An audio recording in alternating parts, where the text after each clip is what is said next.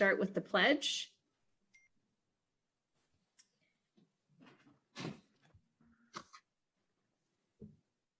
I pledge allegiance to the flag of the United States of America and to the republic for which it stands, one nation, under God, indivisible, with liberty and justice for all.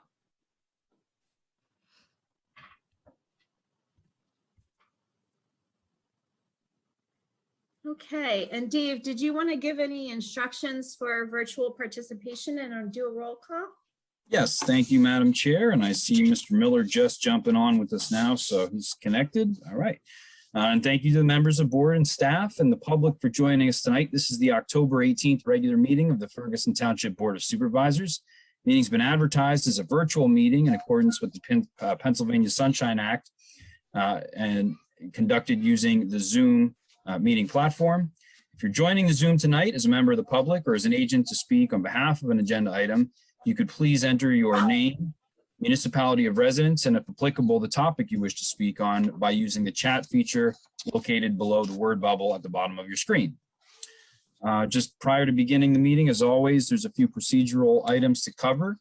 First, this is structured as a Zoom meeting format, so I just ask that any attendee keep their microphones muted when they're not acknowledged by the chair to speak.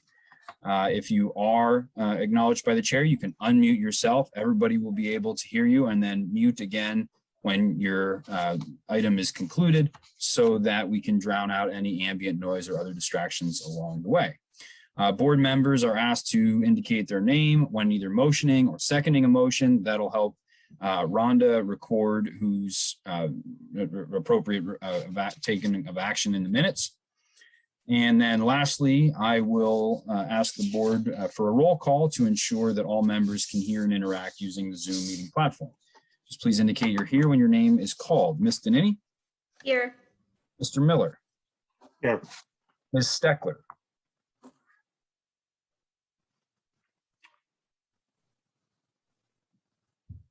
Here. Ms. Stevens? I'm here. Ms. Strickland? Here. Okay, Madam Chair, we have a quorum. Thank you. Thank you very much, Dave. Welcome, everyone. First up, we'll go into citizens' input for items that are not on the agenda this evening. If you want to limit your input to about 5 minutes, please, and state your name and your municipality of residence. Would anyone care to speak?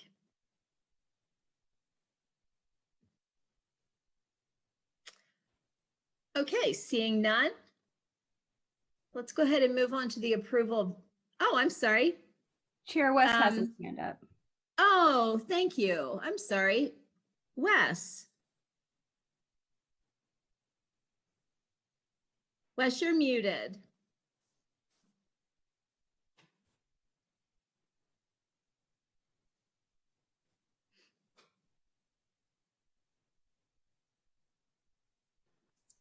There I am. Great. Just a small concern. I noticed this evening I walked over to the Yoakum site and they're putting in a sewer line and the alley is blocked by a very large backhoe. And I just wondered if anybody would be concerned about the ingress and egress of fire trucks. It's just a thought I had. Thank you very much, Wes. I am assuming that that is on their construction plan and that they have arranged with the neighbors that might be affected. I believe that that would be part of that. Well, Amron is pretty thorough and I hope that they have, but I just wanted to bring it up. Thanks, Wes. Thanks. We'll keep our ear open for that. Thank you. Rhonda. Unmute. Okay, hi. Since you brought up that alley, and I know I brought this up before, I have real concerns about this gap theory that was presented as the reason why it was okay to have people making turns off of Buckout into that alley. And I just want to speak up one more time because I think at some point there's going to be a real catastrophe there. And I think I just feel like I need to speak up one more time. The cars coming, making the right onto Buck out at that bend from like the Pine Grove Mills side, and then cars coming from downtown on College Avenue College Avenue making the left onto that bend. They're going to be coming together, and they're saying that there's enough gaps in between the traffic that's coming off of College towards town that's making the right, that cars are going to be able to scoot in front of the cars into the alley. And I think that is really a catastrophe waiting to happen, because there really aren't, there's times when there's no gaps. There's times when there's car after car after car. And if cars are, and sometimes cars jump lanes anyhow from the right lane to the left lane because they think they have to do that in order to swing around the bend to go towards town. So you're going to have cars on the right swing into the left lane, and cars on the right, on the left, trying to swing into the right lane to go into the alley. And I think that we have a very dangerous situation potentially there that should be looked at again. Thank you so much, Rhonda. Would anyone else care? And Wes?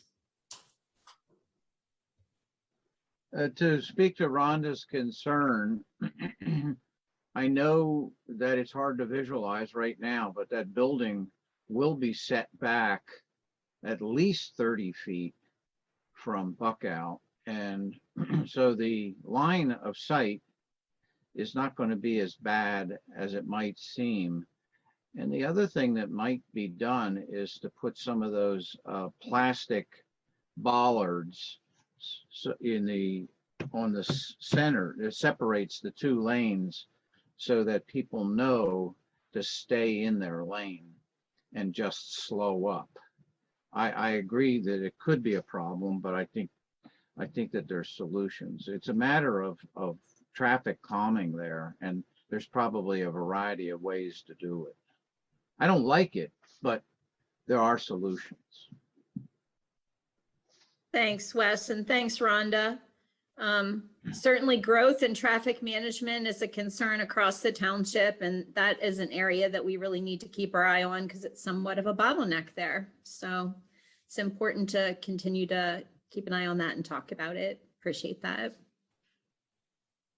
Any other citizens' input? Okay, let's move on to the approval of the minutes. I'd like to entertain a motion to approve the October 4th, 2021 Ferguson Township Board of Supervisors regular meeting minutes. This is Patty, so moved. This is Lisa, I'll second. Thank you. Any comments, questions? I'll just make a quick comment of how really well done the minutes are, and my appreciation to Rhonda Demchek. Thank you so much. All right, with that, all in favor, please say aye. Aye. Any opposed, same sign. Great, motion passes unanimously. And we'll move into special reports. First up is Ms. Susan Warner, our appointee to the SCLO Center Region Library Board. Ms. Warner, welcome. Thank you, Laura. And thank you for the opportunity to update Ferguson Township on what's going on at SCLO Library. We continue to make changes to our in-person services as we return to the SCLO you know, that's the slogan we're using. Our increased hours, including 9 to 5 p.m. on Saturdays and 1 to 5 p.m. on Sundays, have been very popular. We recently began once again providing toys for children to play with while they are visiting the library. We're offering multiple play areas and choose toys that are plastic and washable. We rotate out the toys for cleaning, so we feel that we are being pretty COVID safe. As in-person visits continue to grow, we also continue to expand our in-person programming. A listing of the programs that are planned and are available are on our website. This month, we began offering interlibrary loan services again to patrons living in the Center region. This service allows us to obtain materials that patrons want and we do not own. As part of that process, we receive and lend materials to libraries in Pennsylvania and throughout the United States. The library by mail service, paid for by the Central PA Library District, of which SCLO is the district center, is available to any temporarily or permanently homebound patron. We mail these materials to those individuals and ensure that they continue to be served by their public library. Very important service.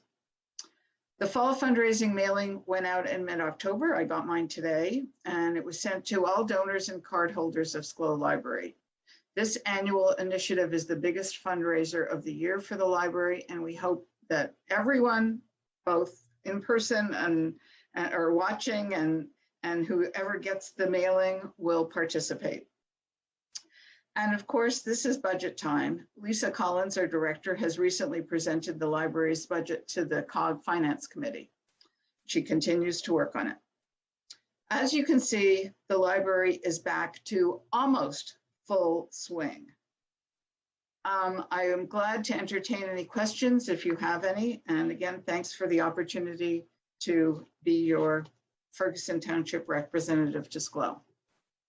Thank you so much, Susan. Questions? Looks like no questions, but a big thank you for all the work that staff and the board has done throughout the pandemic. And it's really encouraging to hear all the progress. And I did attend that budget session, and you all did a great job there. So really good news, good things. Thank you. All right, thank you so much. Okay, next up on the agenda is our Center Region Park and Recreation Authority report, but Mr. Bill Keogh is actually, I believe, umpiring a double header this evening and is running late. So he will be trying to join us later this evening. And so we'll just fit his report in later. And so we will just jump right on to the strategic plan update with Mr. Peter Milan with Polity Inc. Thank you so much. How are you this evening? Great, welcome. Excellent. Thank you so much. So I just had a quick update. I won't be very long, and I'll let you go back to your agenda. So I'm just going to go ahead and ask for permission to share my screen, if that's okay. Okay. Should be.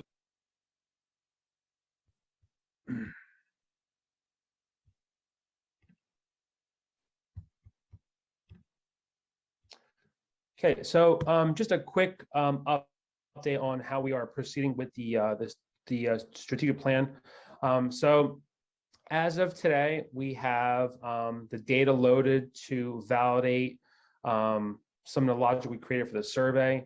The reason why we're spending a lot of time with this is because we want to make sure that the person who is going to be responding to the survey is actually a township resident.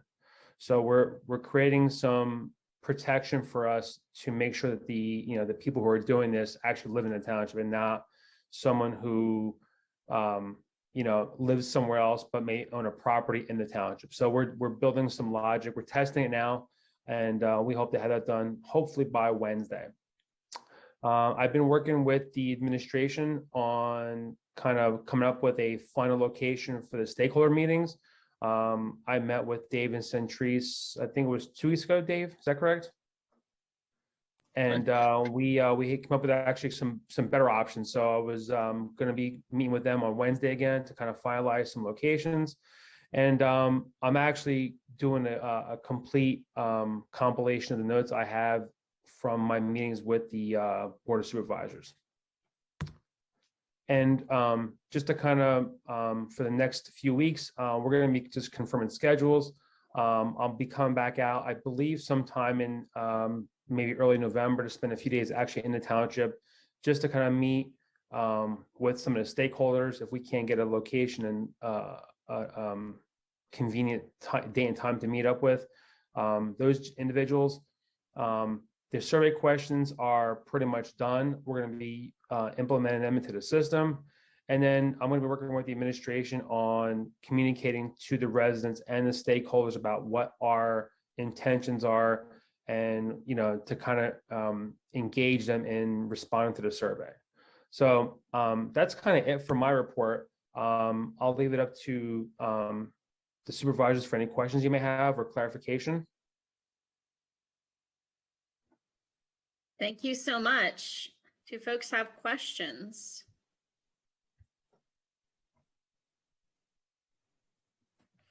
Peter, Pam, yes. Yeah, I was just wondering where the survey might be found. Is that going to be a site that's going to be advertised, or how are people going to be able to engage in that? So what we are proposing is a two-step process so that we can verify that the person actually is a resident of Ferguson Township. And then after that, once we've validated that they are a resident, they're going to be directed to a link from within my website to respond to the survey. Good question. If I could Thank just you. expand on Dave, that go ahead. too, Ms. Steckler, I think part of the question is how are we going to distribute it? How are we going to reach residents as well? And I think we're developing a lot of that still. The outreach, of course, will make it available through our typical media and social media platforms. There's also a lot of local events that we're going to try to promote participation in this measure in. And so we're still refining some of the outreach, unless Peter, you had other things you wanted to add to that, but we'll use every tool in our arsenal to ensure a good, valid response rate. No, I think that's an excellent response, Dave. I think it's, again, it's going to be a lot of work. It's going to be a lot of, trying to convince people to kind of look at the survey and respond to it. You guys have, from what I gathered, a pretty substantial email list. So I think we can use the social media piece to kind of really expand on that focus group. Me personally, obviously, I'm not a big mail guy. I like technology, but I think if you were to kind of, distribute some of this information in your newsletter, for example, like we talked about last time, I think you might get people to really kind of come in and want to engage with us. So to answer your question, Ms. Steckler, yeah, I think it's going to be a lot of work. But I think the way we're doing it is we can track it, and we're going to be able to really hone in on the people who are actually residents. So I'm looking forward to kind of refining that and finalize it within the next couple of weeks to send out to people. Thank you both. I also have a question that relates to the survey. I was wondering if you and staff are coordinating at all to, I don't know, collate some of the questions from the last survey of residents that we did with this, or I don't know that we actually did this kind of survey with our last strategic planning session, but I know we've surveyed the residents independent of that. And I just wondered what the relationship was between those various sources of information. Maybe Dave is perhaps better suited to answer that question. Well, actually, if I could, I'd defer that to Peter, how he intends to work. And we, of course, provided as part of the request for proposals, the information related to the 2019 National Citizen Survey that we distributed and collected. So there are those results. There's certainly still valid, meaningful data points that we want to incorporate as part of the overall picture of resident responses and community profile. How that is going to materialize, I would defer to Peter at this point if we've had a chance to work through that. Thanks, Dave. So to answer your question, yes, I have taken some of the questions from the old survey and implemented them into the new survey. Thanks, Peter. I don't want to recreate the wheel. I mean, I did Right. kind of hone in on some things, but I did take some of the questions from the past survey, and they are in the new survey. Gotcha. Thanks. Thanks so much. And there's some research out there where we're trying to keep the survey less than 6 minutes. I think we'll get a better response. I think when you start going above 7 minutes, I think people tend to get very disengaged. I, for one, I had a request the other day for a survey that lasted 15 minutes. And I X'd out of it. Yeah. Yeah. So I think that's a really good thought. I have some experience on the design side with making a too long survey, and it's a real barrier. And then in the taking side, I know when I receive a request for a survey, if I see more than 5 minutes, it's really got to be something that I care about my opinion on. I agree. I agree. So I think Yeah, I that's, think we're timing it. I mean, I'm a fast survey taker, so I'm trying to not complete it so quickly, and I'm averaging about 5 minutes and 20 seconds. great. Thank So, you. You're welcome. Thanks. Thank you. All right. Um, With no more questions, many thanks. And we'll see you in November around the township, it sounds like. I will be with the administration on Wednesday morning. We'll be having a follow-up meeting on Wednesday, and hopefully I'll have another update for you on your first meeting, I believe, in November. Great. All right. Fantastic. Thanks so Thank much. you. Have a good night. Have a good night. Bye-bye. All right, next up will be the COVID-19 local response report from Manager Dave Provolka. Dave. Thank you very much. I'll begin my report by noting that there really haven't been any operational changes in the township since my last update, but I do have several items to report on this evening. On the operational side, the road crew is collecting leaves and brush on schedule, and all township staff are reporting to the office on at least a part-time or rotational in-person remote basis. Township meeting space is still unavailable for reservations by groups unaffiliated with the township and will remain so at least until further notice. In-person meetings with staff are by appointment only, as some continue to work partially remote. We'll continue to offer virtual meeting options for all members of the public to engage with staff. And the staff and the public are required to be masked at all times if they are inside a township facility, regardless of vaccination status. We have disposable masks available in the lobby. Quickly on bulk waste, I was hoping to have some direction on this today, but I guess as I understand, after speaking with Shelley Mato at COG, Advanced Disposal staff is still working on circulating some proposed dates. They did communicate with her that they intend to have bulk waste before the end of the year, but I don't have any updates to give as far as dates that are being focused on or refined. They're trying to do some operational modifications so that they don't have to bring in as many employees to conduct bulk waste collection this year, but I don't have many details to share on that either. I would encourage anybody that does have questions to contact Shelley Mato at Center Region Council of Governments. And if she has answers available, I'm sure she'd be happy to discuss. In Center County, just on numbers, there are 18,276 confirmed COVID-19 cases with 241 deaths. There are 81,460 reported negative cases as of today on the Pennsylvania COVID-19 dashboard. Across Pennsylvania, the number of reported cases has reached 1,254,696. with 30,523 deaths.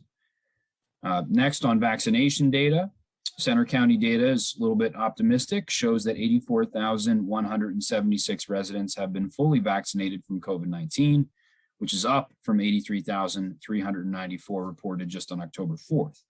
Another 6,667 have received at least one dose.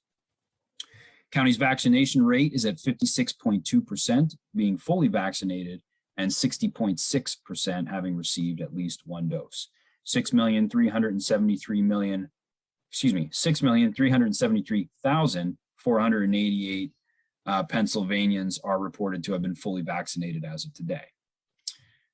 Next, again, as of today, Mount Nittany Medical Center had 38 COVID positive inpatients in their care, ranging in age from under 1 year old to 94.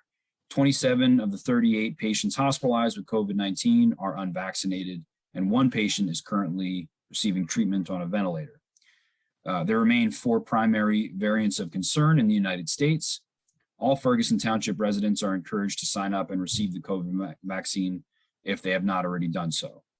Recently, the Centers for Disease Control has recommended that moderately to severely immunocompromised individuals receive a 3rd dose or a booster dose of the vaccine. Anyone with questions on their eligibility should contact Mount Nittany Medical Center for more information. That concludes my report. I'd be happy to answer any questions from the board or the public. And thank you again to everybody for your patience as we recover from this crisis. Thank you, Dave. Anybody have any questions for Dave? Pam?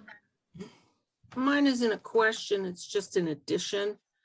Right now, Mount Nittany is not accepting any procedures that need to be staying overnight. They haven't been and they still aren't, and we don't know when that might open. So, Thanks, Pam. I was going to mention that on the COG Executive Committee agenda for tomorrow is a presentation to put on the general forum agenda, a presentation from Mount Nittany Medical Center about their current status. So hopefully we should all be able to hear directly from Mount Nittany Medical Center at COG General Forum this month. So yeah, we probably all saw in the news how just recently they just put out another cry that they're really strained. So Pam, did you say yes, that's another tomorrow? question. That meeting is No, well, tomorrow is the executive committee meeting, but we're going to decide on putting the presentation on the COG. Sorry, I should probably just went to the punchline. Mount Nittany should probably be reporting to the COG General Forum at the end of this month. I think it's the 27th is the General Forum meeting date. Oh, I think I saw that, yes. Wait, it's like a week from today. 25th. Is when it is. October 25th. Yeah, yeah. So yeah, so we should be able to hear that presentation directly. And then Dave, so just one more time, following up on the whole bulk waste, it has to do with low vaccination rates among employees in the company. Is that, so they pull people from other places under normal circumstances also, but now because they do that, it makes them nervous because of low vaccination rates. Is that the crux of it? Right. Really? Essentially, yes, the company's justification for requesting that bulk waste be postponed was twofold. One, because of the low vaccination rate of their workers. And then secondly, because they assign a lot of additional workers to the region during bulk waste collection. And there was concern that they would not be able to bring on enough additional labor to help out, given that some are apprehensive about going to areas of high transmission. So unvaccinated workers are worried about coming to areas of high transmission. I see. Okay. And it is in breach of their contract though, right? That they're not doing this, this service. Well, so I'm not familiar with all the language in the contract. As I understand from the COG executive director, with approval of the executive director, bulk waste could be postponed or delayed. So as I understand, as long as the COG director provided that approval, they're still in compliance with the contract provisions. But again, I haven't looked at the language myself, so I can't speak with authority on that. But you said postponed or delayed. So one would assume then, like you said, it doesn't mean canceled. That's not on the table right now. As far as I know, that's correct. And they've not, to my knowledge, suggested that they would be canceling it without rescheduling it. And their intent is to reschedule before the end of the year. Okay, okay, great.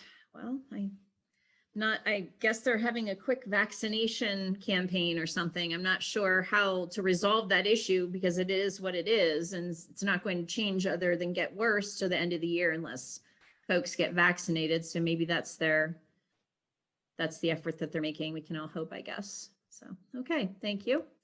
All right, we have no unfinished business tonight. So we'll move on to new business. And first up is the consent agenda. I would actually like to pull the Fox Point C and D. I would like to pull Fox Point 100 Chase planned residential development and the Landings planned residential development off. I'd like to pull those off And with those pulled, I would entertain a motion to approve the consent agenda and accept the treasurer's report. This is Patty. I move that we accept the consent agenda minus C and D and accept the treasurer's report. Thank you. Second. Second, Pam. I think that was Steve. I think Steve beat you to it, Pam. He's just faster. He's faster. Years of practice. Okay. All in favor, please say aye. Aye. Aye. Any opposed, same sign.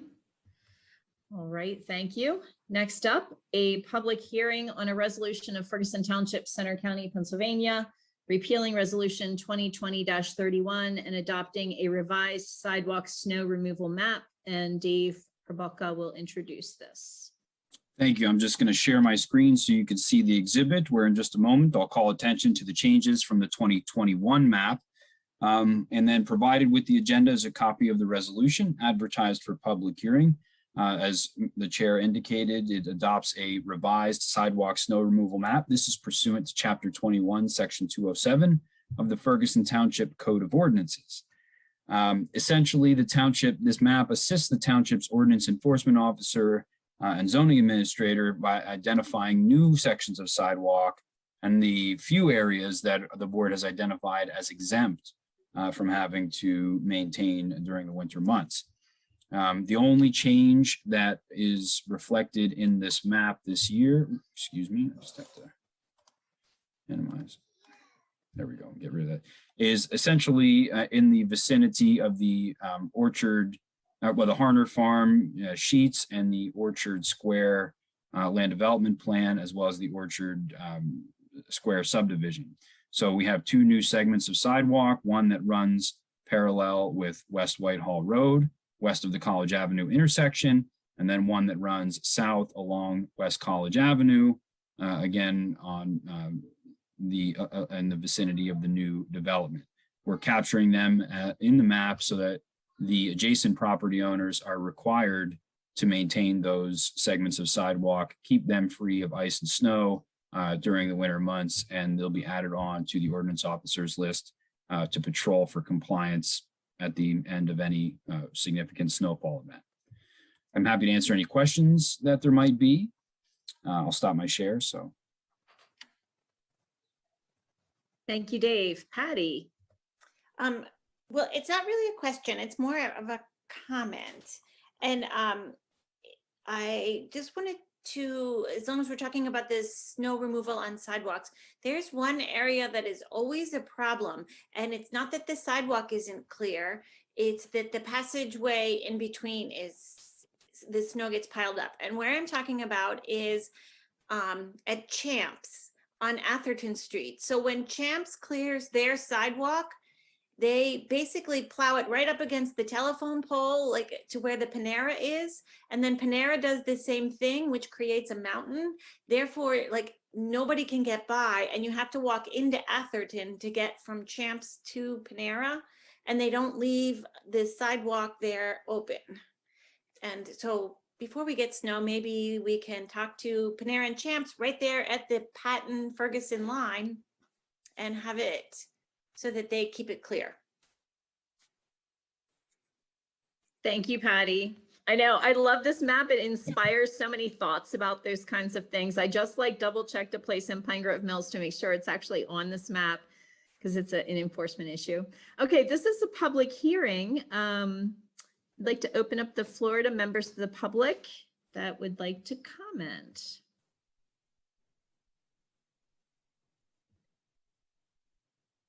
All right, seeing none, I will go ahead and close the public hearing. Any other comments or questions or thoughts about the map?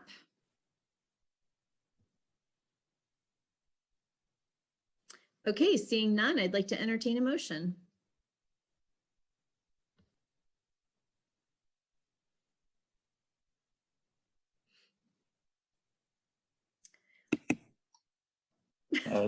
This is Steve.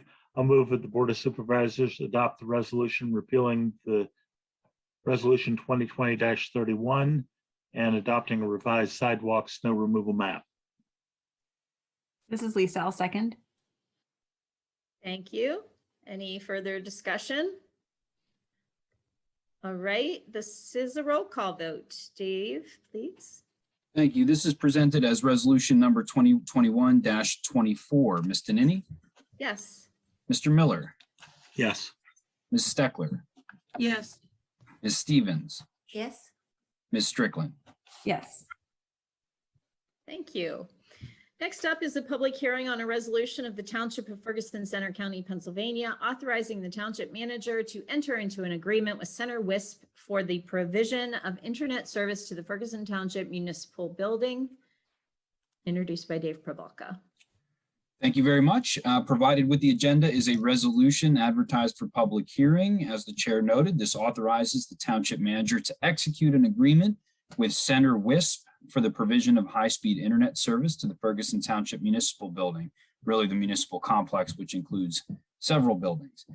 We currently subscribe to Comcast for the provision of internet service, and all internet and our cap on internet speed is 200 Mbps, megabytes per second, which has generally served us well, but is becoming increasingly low speed to suit our needs. We have some more and more demands on internet speed and bandwidth that are placed by software services going to the cloud, by having to be more vigilant for cybersecurity issues and enhancing some of our network and infrastructure to accommodate those demands. And certainly the introduction of police body and in-car cameras, which then have to be uploaded to a virtual server and take up a significant portion of that demand. So along with that, the resolution is the exhibit that shows the agreement. I have Dave Gibbons here with Center Wisp to answer any questions that the board may have. It will be, if the board approves this agreement, it will increase our internet speed from 200 megabytes per second to as much as 10 gigabytes per second. Of course, that's shared among a number of regional partners, but the minimum service that we can expect is gigabit speeds or 1,000 megabyte speed. So you can see it'll increase our speed by a factor of 5. So that should certainly accommodate our current needs, and we're confident it'll accommodate our needs for several years as well. It is, of course, a little bit more costly than what we're currently paying for internet service. But what I'm asking the board to do this evening is approve the agreement. There are several other municipal partners that have expressed interest in joining this fiber ring, which if we get one or two more, that could further defray our costs.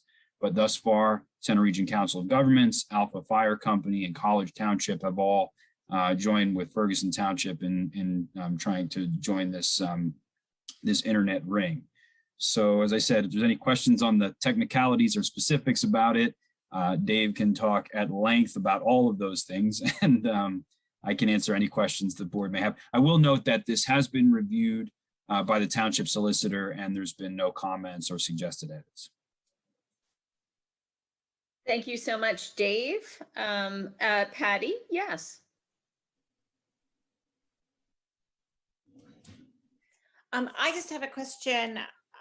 I don't understand any of it, quite honestly.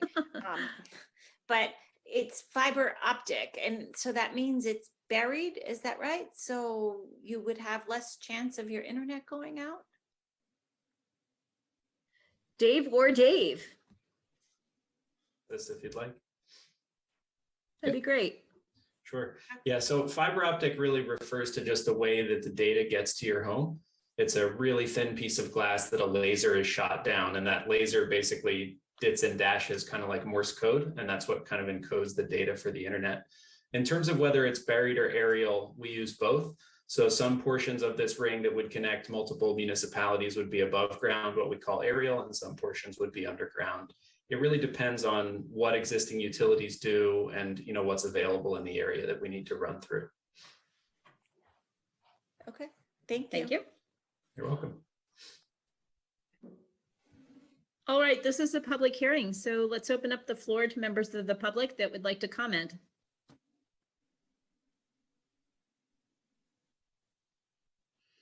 All right, seeing none, I'll close the public hearing. Do board members have any other questions before I entertain a motion? Pam? Yeah, I had a question. Dave Praboka, are there 3 or 4 other people that have definitely signed on with us? Because that's going to have a great bearing on the costs, isn't it? Well, as I understand, we're all sort of considering this in concert with one another. But you're correct, though, Ms. Steckler. I think the minimum in the proposal that Dave Gibbons and his company provided includes pricing for 4 partners. So if one of the 4 elects not to join on, then we would have to get a revised proposal, which I'd then present back to the board for further consideration. And right So now, this does this. right now, This the does it. difference is I think right now it's like $1,200 a month, and this would be like 16. Right, so this is about $1,600 a month with 4, and then of course it is summarily reduced if we have a 5th or a 6th partner to join on with us. I know Patton Township has been considering it. I'm not sure whether they're ready to commit thus at this point. If we can get a 6th, that would make sense. That would even further reduce our cost. Right now, it would be an increase to the township's cost for internet service of just under $5,000 per year. So you're looking at about a $400 per month increase, and those are approximations, actually a little bit less than that. But Thank you. I hope they join. All right, any other questions? If not, I'll go ahead and entertain a motion. This is Lisa. I'll move that the Board of Supervisors adopt the resolution authorizing the township manager to execute an agreement with Center Wisp for the provision of internet service to the Ferguson Township municipal buildings. Pam, I'll second. Right, any further discussion? All right, all in favor, please say aye. Aye. Aye. Roll call. Resolution. Roll call. I wondered why Steve was shaking his head. I was like, why is Steve shaking his head? Does he not want to do this? I'm confused. That's why. I didn't realize I rolling was right unmuted along. or I just said it, but Okay, Dave Praboka, please, a roll call. Thank you. vote. This is presented as Resolution 2021-35. Mr. Miller, yes. Ms. Steckler, Yes, I lost myself though. Ms. Stevens, Yes. Ms. Strickland, Yes. Ms. Denini. Yes. All right, great. We'll get through it. Okay, next up is the zoning appeals and request for variance section. First up, request for a variance of Turnberry TTD tax parcel 24-004 200B 0000. Yes. Would this be Jenna or? I'll Dave? introduce it. Okay. Yeah, Jenna's on vacation this week, so. Oh, okay, great. But provided with the agenda is a copy of the variance application submitted in this case by New Singular Wireless on behalf of Turnberry TTD. We do have authorization from the property owner, which is also included with your agenda. The specific focus of this variance is for the intersection, the approximate location of the intersection of Blue Course Drive and Havershire Boulevard, right on the Turnberry TTD side, kind of across the street, across Havershire, from where the Harmony at State College assisted living facility is currently located. So in that space, New Singular Wireless and AT&T are proposing to install a tower-based wireless communications facility to bridge a gap in cell service that is commonly realized in that vicinity. Because the use is not permitted in the traditional town development zoning district, the applicant is somewhat limited in how they could proceed. They can request that the board amend the ordinance, or what they've elected to do is pursue a variance. And in this case, it's a use variance, which is a very difficult measure to meet.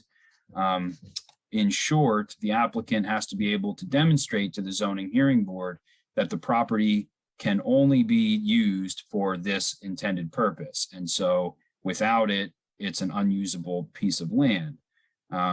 It's up to them to be able to meet that standard. What I've recommended is that the board remain neutral on this request for variance and allow the zoning hearing board to adjudicate it based on its merits. Dave?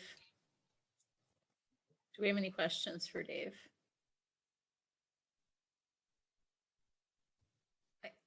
I have a question about the zoning code prohibiting or not allowing, sorry, this not being allowed in the TTD.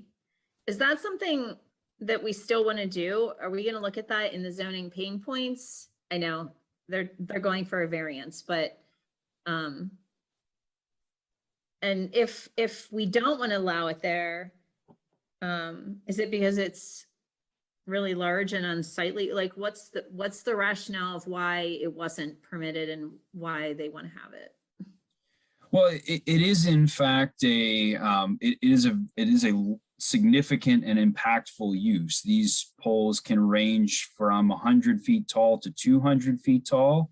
And some of them are lattice poles and some of them are monopoles, but they're very noticeable. Tend to be very intrusive. And so in that recognition, I think the board has tried to dissuade property owners from putting these in areas, residential zoning districts, which the TTD would really kind of qualify as, at least in some applications. I think that the intent was that it would have that traditional town feel to it. And so the uses that were permitted in it would be things that you would be likely to see in a similar setting. There are areas that are in the proximity of this location that would permit this use to be to go there. So, that'll be an argument they'll have to defend in front of the zoning hearing board, why they've opted for this location in lieu of the other areas where this might be perhaps more fitting or permitted, at least under the current zoning regulations. The board could, of course, amend its ordinance and allow for this use in the TTD. There have been a very quick evolution. There is a very quick evolution of this technology that has allowed for, in some cases, and I'm by far from the experts in this field, but have allowed for much smaller sized cell towers that increase capacity and service to some of those otherwise underserved areas. They have suggested, at least to me and staff, that type of facility, a smaller micro cell tower or distributed antenna system, would not be sufficient to meet what the needs are out there in that location. So there still is a need per their argument to have this large structure, and it's not permitted where they'd like to put it. Thanks so much, Dave. Okay, I like after you explained it to me, I like the board's decision for not allowing it in that general area.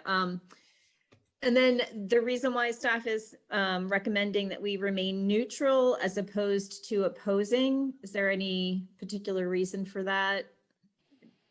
Yeah, I think, typically what we would recommend a position on would be a variance request that would have potentially very broad scale implications, meaning floodplain encroachments, other kinds of non-dimensional related items.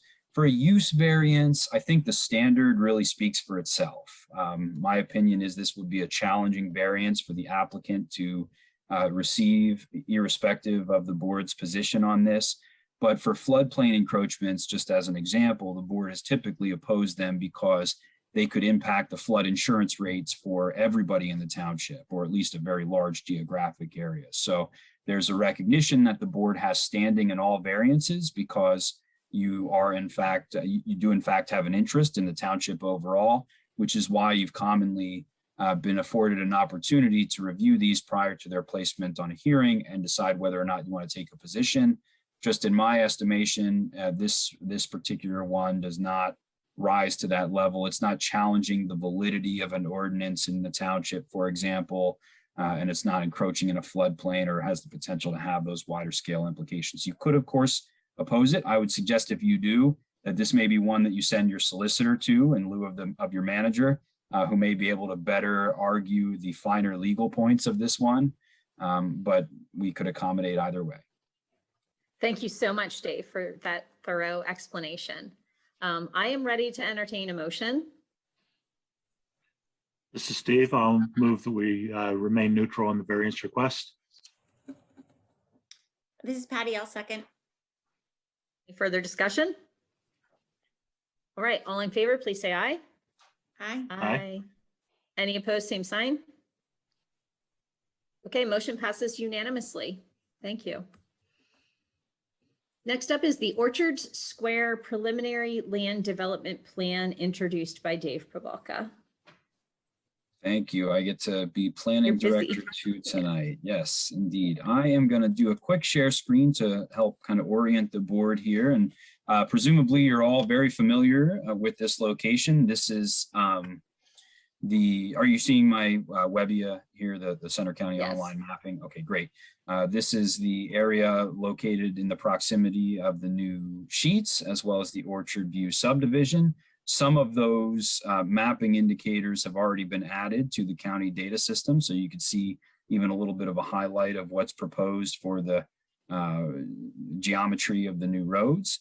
That's of course as an aside. The specific parcel in question is right here. This is that 3.69 acres that are proposed to house approximately 20,000 square foot commercial shopping center, as well as any associated parking and utilities. There would be 3 commercial spaces and 116 standard parking spaces accommodated through this land development plan. It is in the general commercial zoning district. Planning Commission had an opportunity to review this development plan on October 11th and recommended with a 5-2 vote that the board approve the condition of the preliminary land development plan, subject to the outstanding conditions that remain. Those are also included and summarized in your agenda packet. I'm going to grab my share back. Largely, the remaining comments are administrative. There was a couple of signed comments that remain unaddressed, and so we would have those resolved prior to presenting the board with the final land development plan, which would need to be approved prior to the applicant, in this case, submitting any document, recording the plan and submitting any permit applications and beginning construction. We do have a couple of representatives from the applicant here tonight, Mark Toretti with Pantera Engineering, as well as Justin Mandel with Aspen Whitehall Partners, to answer any questions the board may have. And staff is also in agreement with the Planning Commission recommending conditional approval of the preliminary plan. Thank you, Dave. Let's see, let's go to questions from the board. I have one, Dave, already.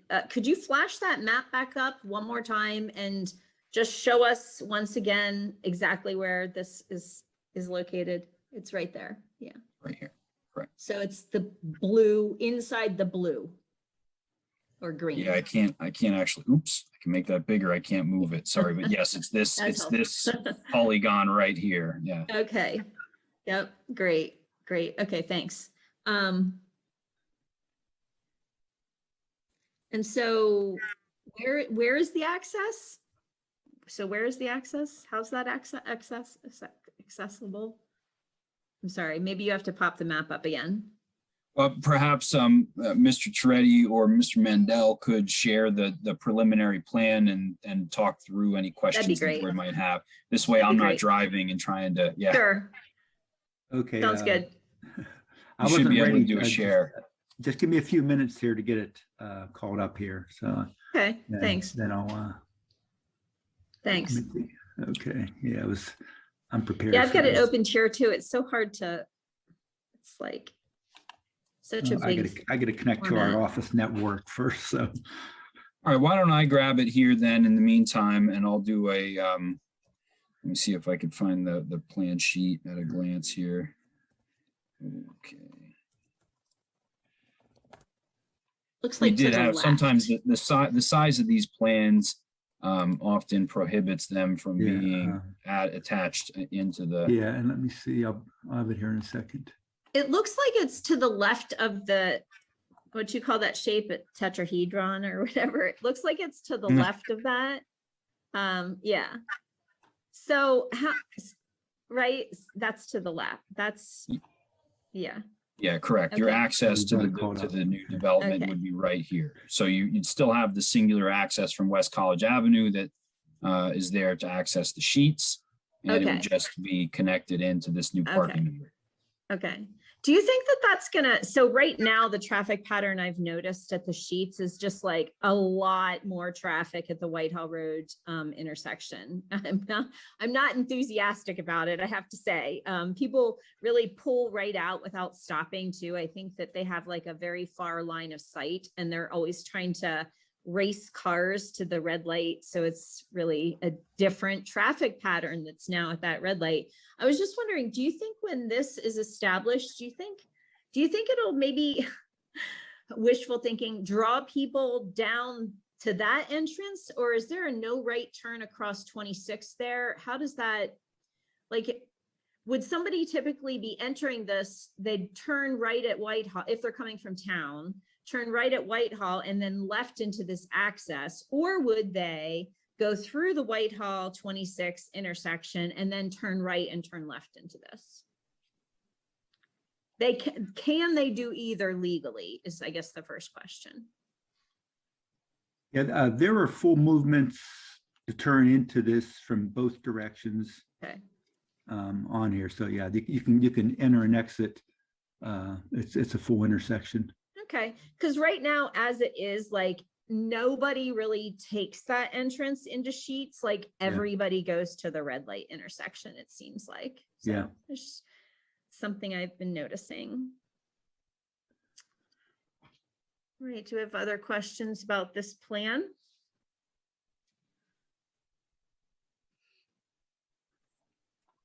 I want you to keep if you could keep it up, but I can't see everybody. So if I'm not seeing somebody that has their hand raised, let me know. Lisa, did you want to ask some questions? Yeah, go ahead. I do have a few questions. Yeah. So I couldn't see on the plan are there any drive-throughs proposed on this? Right now, there aren't any tenants signed, but we have right now it's kind of just a connection between the front and parking, but that could potentially become a drive-through lane in either direction over on the right side of the building. Okay, so that would queue up on the back side, not on the College Avenue side? Possibly. It depends. Basically the drive-through would be from the back going to the front. Yes, correct. If that was the case. Mm-hmm. Okay. So, right. So I would just want to, because we won't see this again after that. Yeah. So we could approve this and you could add that drive-through without us seeing the direction of that queuing line, right? Yeah. I mean, yeah, but it would need to change direction for if it was a drive-through use for that. So. Okay. Yeah. As long as we can ensure that the queuing would be in the back of the building and not on the College Avenue side. Yeah. Oh yeah, I agree with that. And that's how, because basically on the driver's side window, it would have to be from the back of the building. Mm-hmm. And then I know the Planning Commission had questions about the sidewalk connectivity. So I wanted to ask about a couple of spots. So crossing the road from the Sheets to this building, the pedestrian has to walk down to the bottom of that sidewalk length. Is that right? There's no crossing proposed right at the road access? There's a crossing right at the T of the drive, where the shared driveway comes in T. So there's a crossing there. And if somebody's out at the intersection, they can cross and walk down in that way. But basically, they discourage mid-block crossings. They don't like to have that, but we have it right at the T intersection there, so it could go down into the side or up to College Avenue. But also internally on the Sheet site, they could get up to College Avenue through the front of the site also. Okay, does that sidewalk at the bottom of the Sheet site, that carries up toward College Avenue on the Sheet side? No, it's Or no, on. they have no, to cross there. No, it carries Okay. it on this project new side, on the okay. right side of the driveway. Okay, and you're prohibited from putting sidewalks down to the new houses because of the basins, because of the stormwater plan, Yes, is that uh-huh. right? And there's no way to get around that. No. So now I'm just trying to recall. So from the new housing area to get to the sheets, they go to the sidewalk on Whitehall or, Mhm. Or on excuse me, College Avenue. But then we will also have the sidewalks we're building up along from the housing development up along College Avenue, the whole way up in front of this store, then it goes up in front of the sheet store, or on Whitehall Road, the same thing up along the development, up along the sheets, up to the intersection. And there's also sidewalks on both sides of the street of the housing development. okay, so up at the College Avenue side, that sidewalk within the houses, the sidewalk will only be internal to the houses, right? There won't be sidewalk between, or what is between the commercial building and the housing right up by College Avenue where the model home is?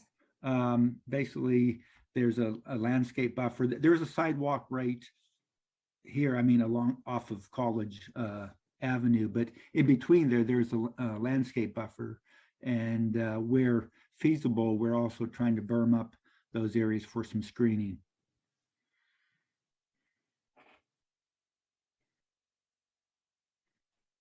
Okay, so there's no road access between the commercial building and those houses then? No, there It'll isn't. just be the berm. Okay. Okay, and then is there entry to those commercial units from the back, or is there only entry from the front? There'll be some service entries either from the back or from the sides of the units. Right now, the architect has laid out some shells, and there'll be some service entrances in the back. The main entrances will be in the front. Okay. And then my last question is about parking. It looks like a lot of parking, so I was wondering where the number of spots falls within the requirement. We're exceeding them, but at the same time, use-wise, we don't know if ultimately we would have some other high impact use that would need parking and on there. So that's kind of where we're at. Or if by chance there was, I think that like a medical office thing requires more parking spaces. But so we are on the high side. I think there was I think 96 were required, and we have 116 proposed. Okay, so our parking is in the saldo, and I know, so we have a minimum, but I guess there's not a maximum, so we can't cap you out at the 96. Yeah. We did also, we are also meeting your short-term and long-term bicycle parking too. So we've added spots for that on the plan. Yeah, I'm bothered by the amount of parking here for just 3 commercial spots. Mm-hmm. And, especially if it's exceeding the requirement by that much. And I would frankly have wished you had come in and asked for fewer number of spots. I mean, it looks like excessive parking here. And so I'm not too confident that's ever going to get used. Yeah. Yeah, it depends on what, ultimately what the use is and how popular that use is. That's, sometimes even if you do have a high, the number of parking, meaning the requirements, and you do have some popular use, you will need more parking spaces. And so this time they just wanted to be safe to make sure that, we have the ability to provide those. So we wanted to provide them at this time. That's all the questions I had. Thanks. Thank you, Lisa. There's some questions about the parking too. I'm sorry, I've been navigating in our Dropbox, trying to get this blown up and see and look and go through the pages. I can't tell, so I'm just gonna ask, because Yeah. you're here. So I'm pretty sure in our ordinance, it's every 10 spaces, there's a tree island. If I don't remember incorrectly, I mean, double negatives, can I add to a sentence? So it just seems like the way I'm looking at this, just like parking straight through and no tree islands, but maybe I'm not reading this plan correctly. No, And I maybe- think yeah, Yeah. if the parking bay, if I recall, is only 62 feet wide, and I think, or 60 feet wide, you are not, you don't require islands. I'm trying to find the ordinance section here, because I'm sure, you know, if that Yeah. wasn't correct, the staff thoroughly reviews the plan. I'm sure they would have, yeah. So this is partly about me educating Yeah. myself and seeing how I want to change policy after I review the land development plans that are disappointing to me. Yeah. I see. So if you had all the parking put together, you would have to have the tree islands, but since it's separated, then you don't need the tree islands. Yeah, in the front, as you can see in the back, we do have it. I'm seeing that must be what those Yeah. blobs are there. Okay. I'm really disappointed with all of the landscaping at the sheets, and I'm assuming what's going to be here. It just seems like a lot of turf, not a lot of trees, not a lot of shading, no kind of taking into account which direction the sun is. No, it just doesn't seem like it's really at all trying to incorporate any green principles. I'm especially disappointed because when we first heard about this area being developed, I think we heard about farm to table and farmy and green. And now it's just like a sheets that plays really, really loud music and has very few nice looking landscaping. I'm disappointed at what I was told and what I'm seeing. And then I'm also disappointed because it seems like the sheets in Patton Township has much better landscaping. So when I'm asking these questions, I'm also shouldering some of the responsibility that perhaps this is related to our ordinance and not sheets per se, right? So I'm just kind of going through a learning here with that. And so then the detention basins, as Lisa was exploring, the way that the overall detention basins and stormwater plan was conceptualized, basically, it backed us into a corner to not be able to connect the sidewalks to that neighborhood other than on these two street corridors that we're talking about. So because the way the stormwater was arranged. Yeah. We've actually interfered with our pedestrian flow. All right. Okay.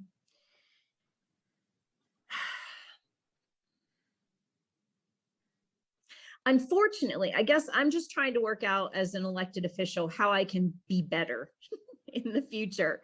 So I feel like had we been able to see this overall picture earlier, we could have maybe navigated around that problem, but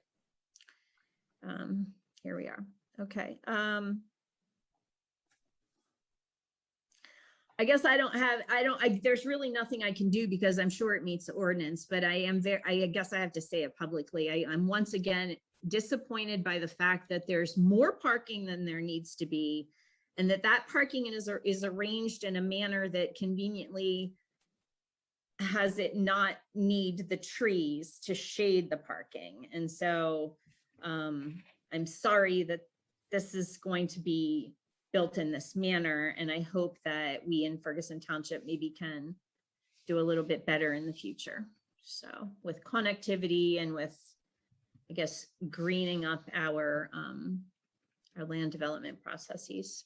So does anybody else have any other comments? All right, Lisa. and then Pam, Lisa first. I'll let Pam go ahead because I've already spoken. Oh dear, now I lost it. I found another map here and maybe we could get that one put up. I don't know if it's a pre-plan or what it is, but it shows trees. Is it in the Dropbox, maybe, Pam? Yeah. Don't tell There, me. that's it. There it is. Okay, that's That looking, makes it's us looking feel a lot better. better, doesn't it? Looks a lot better. That's what I was thinking about. Is this a pre-plan or is this really what you're going? That, no, that's what's required per your ordinance. Yeah, we are meeting your ordinance, and that is the landscaping there that is required for it. Okay, so there are tree, and it looks Yeah. like there might be trees involved Yeah. in That's better. as Well, well. the thing is, when Thanks. we don't have those islands, we have to put the trees along the front of the parking area then, as you can see, and actually probably get more trees there though than actually, so. This helps. Thanks. It does. Thanks for pointing that out, Pam. Okay. Because I also have a problem with that with parking, and Yeah. I'm kind of in the same club with Laura on greening. And has anybody discussed anything about solar over the parking spaces or on the rooftops? Not at this time. I think that with regards to not over the parking, I don't know if architecturally, if they've looked at that or not. I can't say site-wise, we really haven't. I'm just wondering if somebody could look into that, and if that could be incorporated without much additional cost in terms of where we're going with climate. That would be a very important thing to kind of try to incorporate into this. Is there a way to address that? Is there a way to suggest it? Or is it too late? I wasn't in on the beginnings of this, so I'm sort of behind the 8 ball here. Pam, this is Justin. I just make a couple comments on that. I'm pretty sure that the solar would be something that would be incorporated in the building plans rather than the site plans for this building. But from what I understand of putting solar on some of these types of facilities, it's very difficult to do ground mounted parking lot solar with trees, right? It's like one or the other, because otherwise you create a lot of shading, and so you reduce the effectiveness of the installed solar. And it's often— Well, it would be a matter of siting trees, maybe lower shrubbery or things that don't grow so tall But then I can't meet your ordinance. on So- south side. It's the ordinance requires a landscaping plan like the one that Pantera designed, and it's very difficult to meet the ordinance and then also incorporate certain elements like solar. I certainly support it. I mean, it's just something that, Laura, for your list, like it's something that it's something that requires a more comprehensive view than just like putting them there. And then with regards to putting them on the building, often the ordinances for the building require, I forget what they're called, but like an apron that hides the roof mounted. Well, that's gotta go. Equipment. And so, right. That's gotta go. So, and in this area, you'd have to angle. I just wonder the if there solar. might be incentives or something that we could sort of trade off some lower trees in exchange for solar, or I don't know. It's just something to think about. Well, I think Thanks, as Pam. Justin pointed out, which is correct, that this is rooftop mounted solar would not be typically something that's shown on a land development plan. It could be, it's not to say it can't be, but it's not a requirement of the land development process. It would be part of the building permit and zoning permit that the applicant would seek if they were interested in installing it. But because it's not something that you'll find in our land development regulations, there are no, at least currently, there could be, but they're not right now, any incentives that are tied to the provision of rooftop solar. So if the board added in something that would alleviate the need for landscaping or increased impervious area, whatever it might be, in exchange for the provision of solar, that would have to be something that would be considered in our land development regulations. Okay. But if there were to be solar considered over parking areas, it would show here. Is that correct? I think it would, Dave, would it? If it were ground mounted over parking, it would show in the land development plan then, correct? I do believe that's correct, but I'll annotate that by saying I'm not certain, but it would be, since it'd be a different structure, it would be something that we want to note it on a land development plan. I mean, It's a good line of questioning too. Sorry, Justin, go ahead. Were you saying something? No, I mean, I don't want to wade too deep into this discussion. I do support the effort to try to incorporate things like solar into the land development ordinance.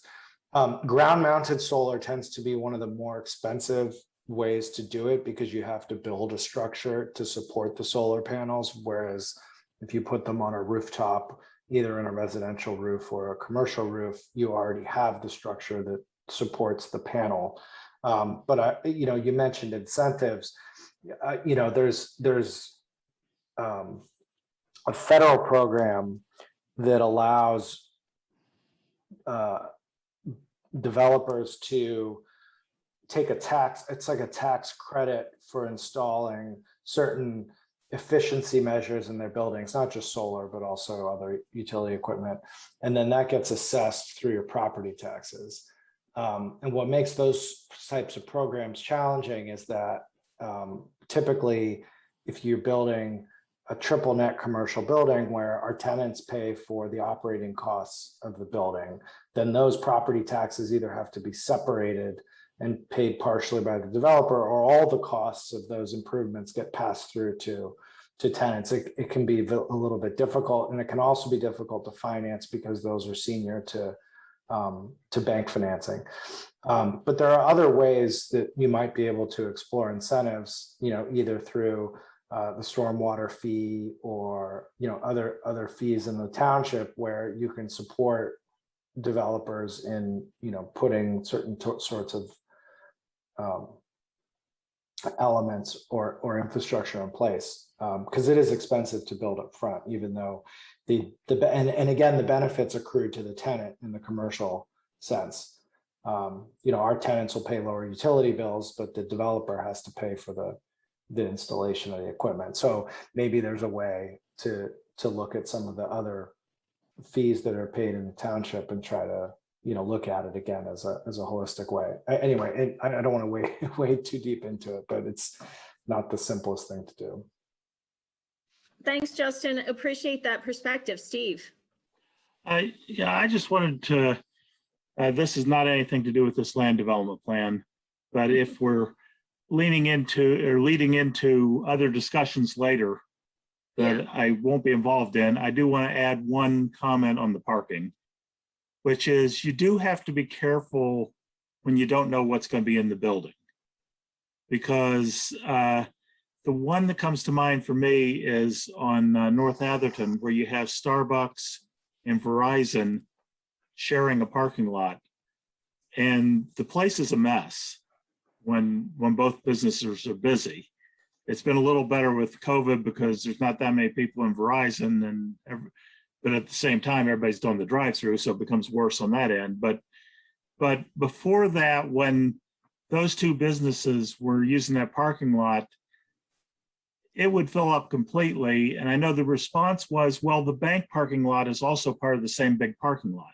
So people can park over at the bank and walk across the entrance from Atherton to try to get their cup of coffee. And I said, no, you don't want to tell them to do that. So I think that the thing is, you just have to keep in mind that depending on what goes in, this looks like a lot of parking, but it may not be. Or if you get 2 business offices or 3 business offices and each one has 4 cars out in front of it, that may be a huge parking lot. But when you don't know what's going to be there, you do have to be a little careful about cutting too small. I mean, I don't like to see big expanses of paving either, but I know that if you get too small, it actually becomes a dangerous thing too. So just wanted to throw that in. Thanks, Discussion. Steve. Yeah, it's a good point. I mean, what we've heard, I think, is that a lot of times the process is prohibitive to plan well, sadly. Yeah. But if you don't know Yay. what's going to be there, that also makes it difficult to Mhm. plan for it, and you got to plan for all the contingencies. So Well, I we guess need as a the contract cost of, before the land development plan. Yeah. Yeah, right. Yes, right. Don't think that's happening. Any other questions? Just a couple more. Yeah. So I just wanted to double check. So the storm water basins, those are serving the whole residential area and the sheets and this building. The ones on this plan, like basically sheets and this lot Oh. share Yeah. the basins back here. Basically, there's the one on this site. This is an infiltration basin, and then it goes to a big detention basin that's a little bit on this site and mostly on the sheet site in the back of sheets. The residential development, there's a stormwater basin in the back of it. Two of them is an infiltration basin and a detention basin, and that takes care of the residential areas. Thank you. I was trying to remember where the residential ones were. So just to talk about the parking for one more minute, Steve, that area, that's what I was thinking about at one point when I was looking at this plan, that Starbucks and Verizon store. And so to help me kind of visualize this and the amount of parking they have here.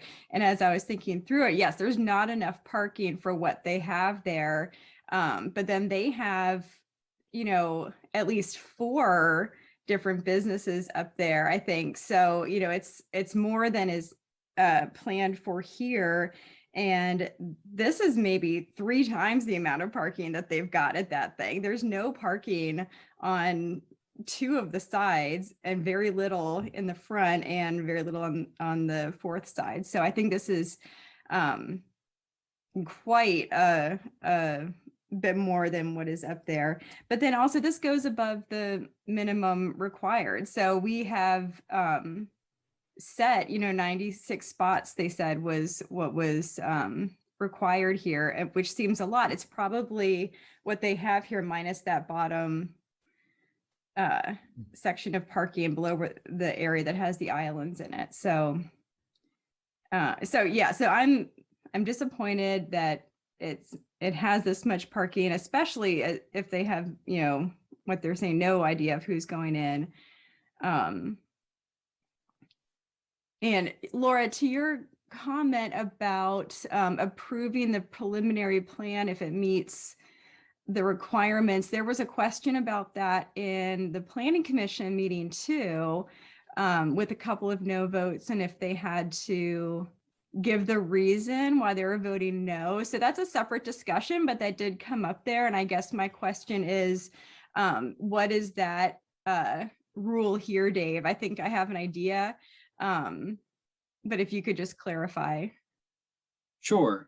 So the requirement is that if a land development plan or subdivision plan meets ordinance regulations, that the property owner is entitled to an approval of that plan. If the board declines to or denies the plan, the requirement in the Pennsylvania Municipalities Planning Code is that the citation for the denial is provided to the applicant. The applicant then has a period of time, I think it's 15 days, but I'm not certain, to resolve that deficiency and then present back to the board for reconsideration. In this case, the 2 regulations that would apply would be minimum parking standards. Where exceeded, you'd want to look at maximum impervious area. So if your impervious area was in excess of what's allowable in that particular zoning district, then that would be grounds for a denial. But there's no prohibition on an applicant providing additional parking beyond the minimum required by ordinance, so long as it is within the other dimensional constraints impervious restrictions, et cetera, that are provided by ordinance.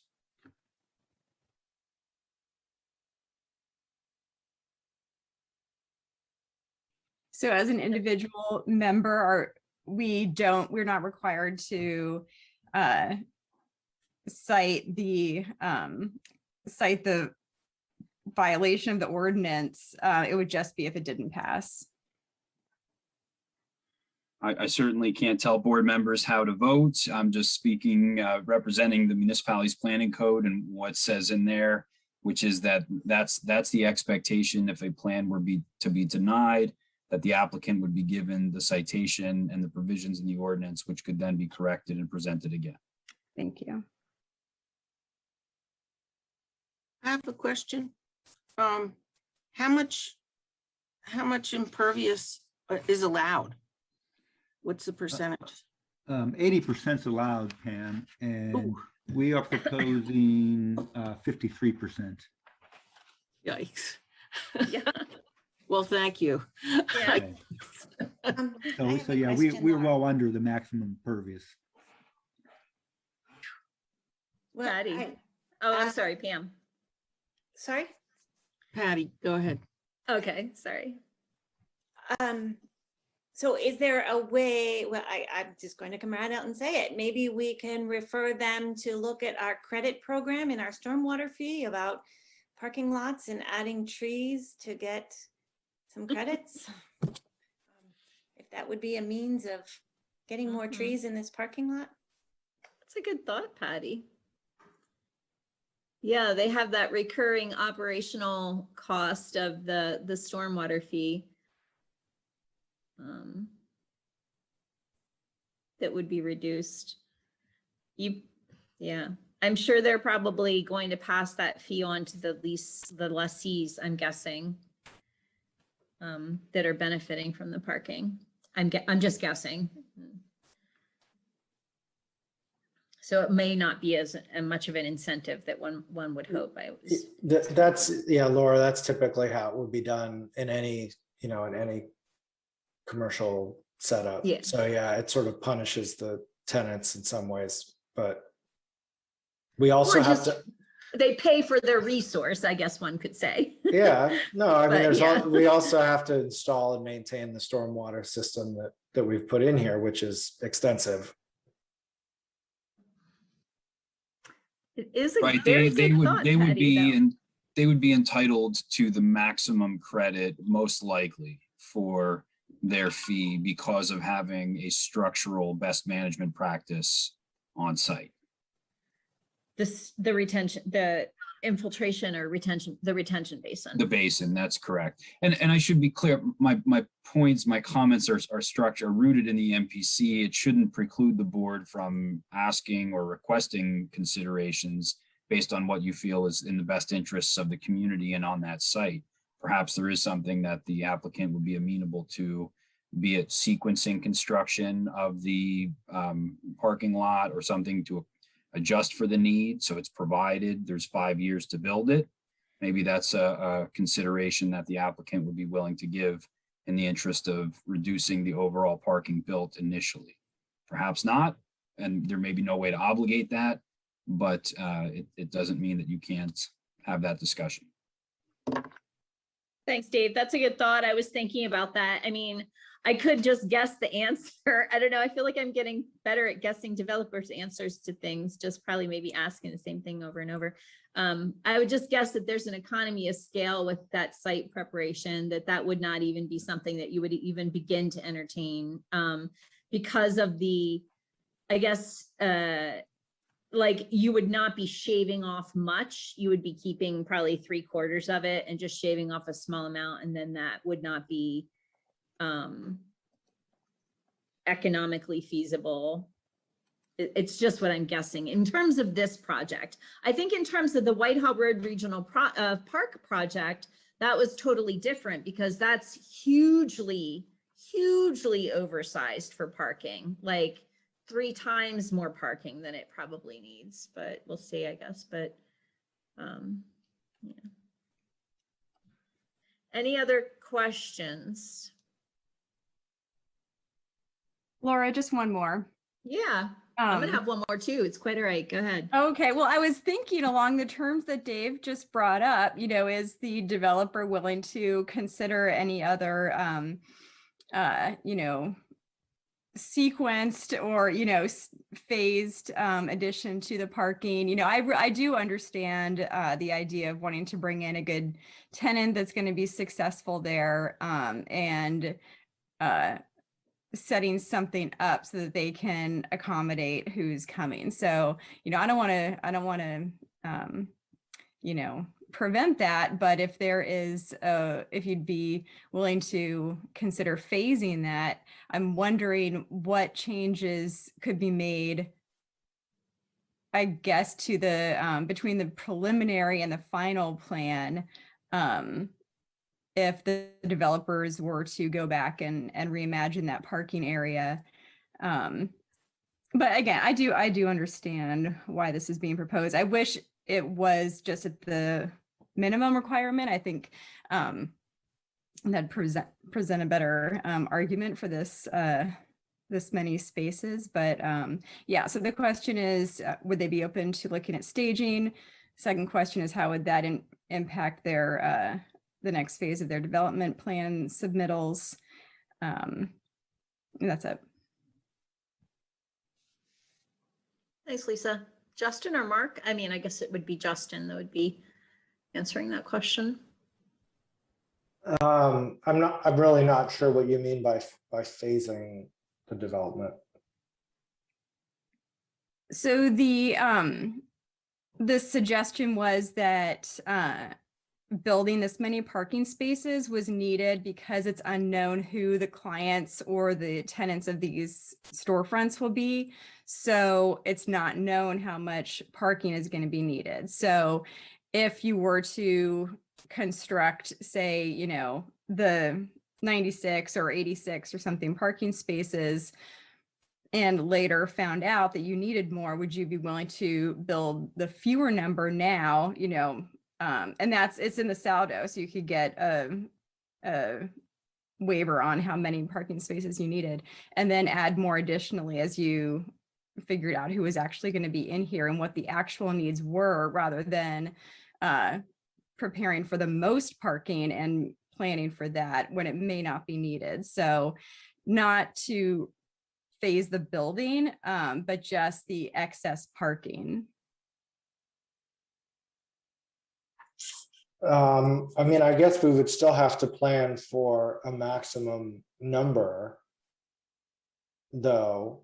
And so I think in actual fact, it would just drive up our costs, because we'd have to then, add sections of the plan, and also have to have Pantera design an alternative plan for, some amount less than what's shown here, right? And we don't know what that is either. So I'm thinking it through it out loud. I'm not sure how we would be able to actually plan for that. Well, if I may, I don't think that that's necessarily anything that has to be denoted on a plan or a modified plan. Phasing is certainly makes sense in the connotation being used here, but it's perhaps not the exact correct verbiage, since it has a different standing in the municipality's planning code. Not necessarily proposing a development planned out through multiple phases, but rather, since there are 5 years to build on a land development plan that's received final approval, is it conceivable that as you're going through this build out, you would construct the parking based on what your prediction of those uses is going to be? And perhaps the minimum 96 spaces, once you know the tenants that'll occupy the space, would be sufficient, and then there would be no need to construct the additional spaces. Or you might determine that, yes, indeed, those additional 20 spaces are necessary, in which case you'd already have approval via the land development process to go in and build those remaining 20 spaces out. Again, it's nothing that has to be settled this evening. It's nothing that will in any way impact how the land development plan is presented, but it's something I think, based on the comments you heard from the board this evening, you could consider as part, understanding there would be a cost if you did have to additional cost And as the chair pointed out, that economy of scale, if it were something that were conceivable to reduce that total number of parking, it would be a cost savings to the development, in fact. Sure. I mean, it would be something Mark and I would have to get together on and sort of figure out how we plan around that. So I'm happy to have that conversation, and we can talk about it, at a subsequent meeting. Thanks. I mean, it's a really good suggestion and a good thought. And I was wondering, Justin, I was kind of harsh on you earlier, but you did have a creative vision. And I'm wondering, along with Lisa's idea, for example, if that bigger, like right now, the way this building is designed, it's going to be like just, 3 retailers. We kind of have an idea of who's the tenants are going to be, like the type of tenant. But if you're not doing that parking on the back, which is probably what you would reduce, the idea of that larger space becoming a restaurant that has some sort of patio seating and a green space in the back would still be realizable if you didn't do the additional parking up front and then wanted to cater more to a client that might want more of a refined kind of a setting like that, or more of a, less commercial, more sit down, relax and hang out in the space sort of a vibe to the complex. So, I guess I just am saying I could see a really more of a positive vision with that incremental approach if it's at all feasible. So thanks for being willing to consider it. If I put a 6,000 square foot restaurant in here, I'm going to need more than 96 spaces. Okay, well, see, there you go. No, well, let us see how it could work. Yeah. Oh, yeah, 10,000. Oh, so that's a small grocery store size. Yeah, gotcha. Oh, so then that little end piece would be the restaurant, huh? I see. That'd be tiny. When you're looking at it, you don't realize the largest of the scale. Okay, thanks. All right, I don't have any other comments, and if nobody else does, I would entertain the motion you have in your agenda, or any other motion that you would want to make. I'll move that the Board of Supervisors approve the Orchard Square preliminary land development plan, subject to the conditions described in the community planner's memorandum dated October 12th, 2021. Do I have a second? Thanks, Patty. All right, any other comments or conversation? All right, all in favor, please say aye. Aye. All opposed, same sign.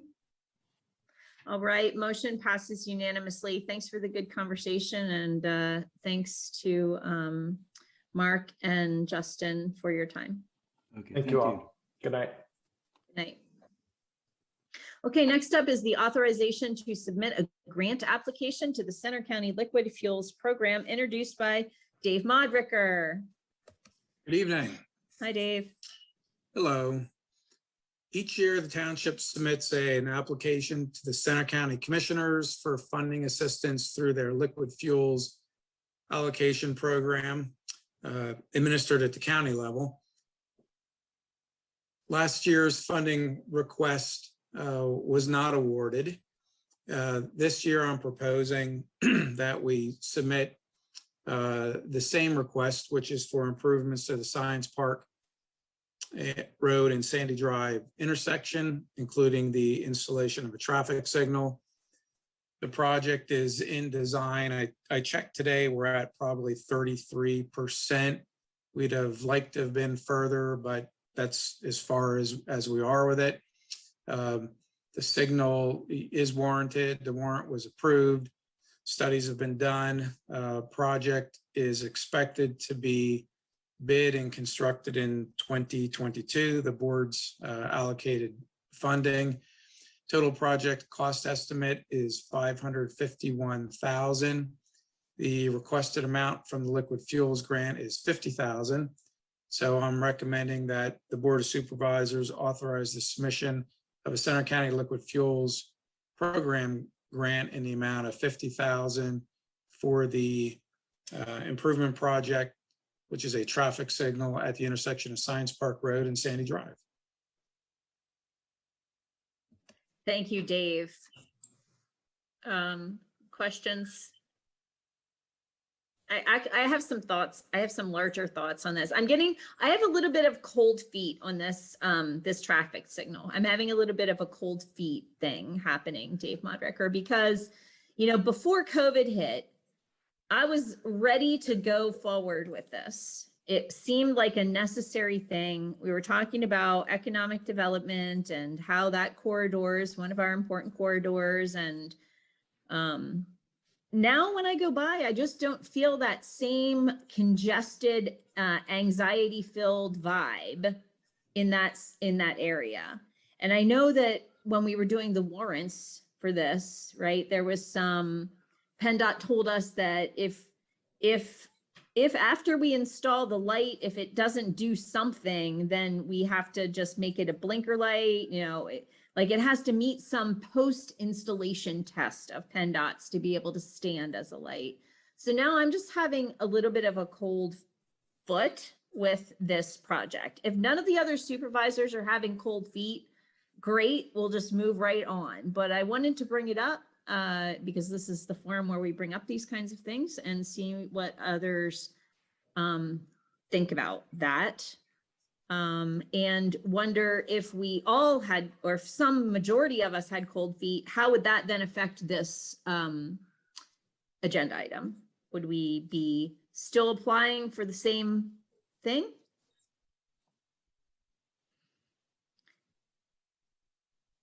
Anybody? First, I guess I'll ask Patty Stevens. Yes. Do you have any thoughts on the light there? Well, Or else? Something else? no, actually, I'm Okay. not having cold feet.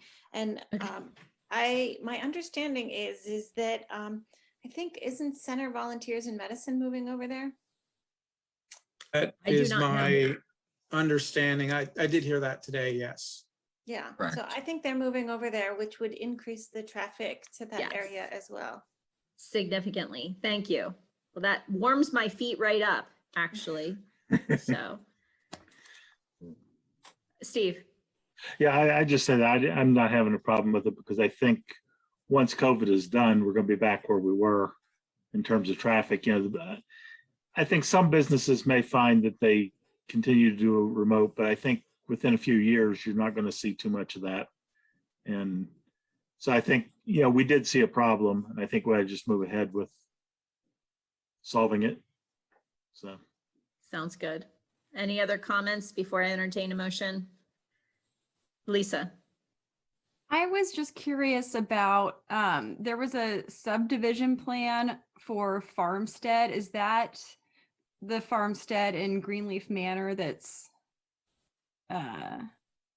near this off of Sandy Drive? There was a subdivision plan for Farmstead Lane, which would be north of Greenleaf Manor, north of Farmstead Park, on Farmstead Lane on the east side. Residential subdivision, more than 4 lots, less than 12. Okay, so not a huge impact, but some on that area. Correct. Mhm. And that lane does serve as a cut through for some people to just avoid this intersection because it is difficult. Okay. And then I had one other question, or I guess I was just going to comment along with Center Volunteers in Medicine, Parks and Rec is over there too. And then you do have that the daycare on the other side. And I'm wondering if there's any potential for other grants or additional outside funding to help, because it is a big ticket item. Well, we apply for Arley automated red light enforcement and green light go for safety improvements. And so perhaps we could look into one of those or any other funding that there may be. Yeah, and with Center Volunteers in Medicine, you might get a an uptick in pedestrian usage right there too, which is concerning. So if you're trying to get out onto Science Park from the Greenleaf Manor side, there's no crosswalk free space there because everybody has to pull up and be ready to go at any time. So that could pose a danger if there's some increased pedestrian traffic there. So, okay, well, thank you for that information. Yeah, the new signal should be pedestrian friendly. Great, thank you. All right, let's move it. Let's have a motion.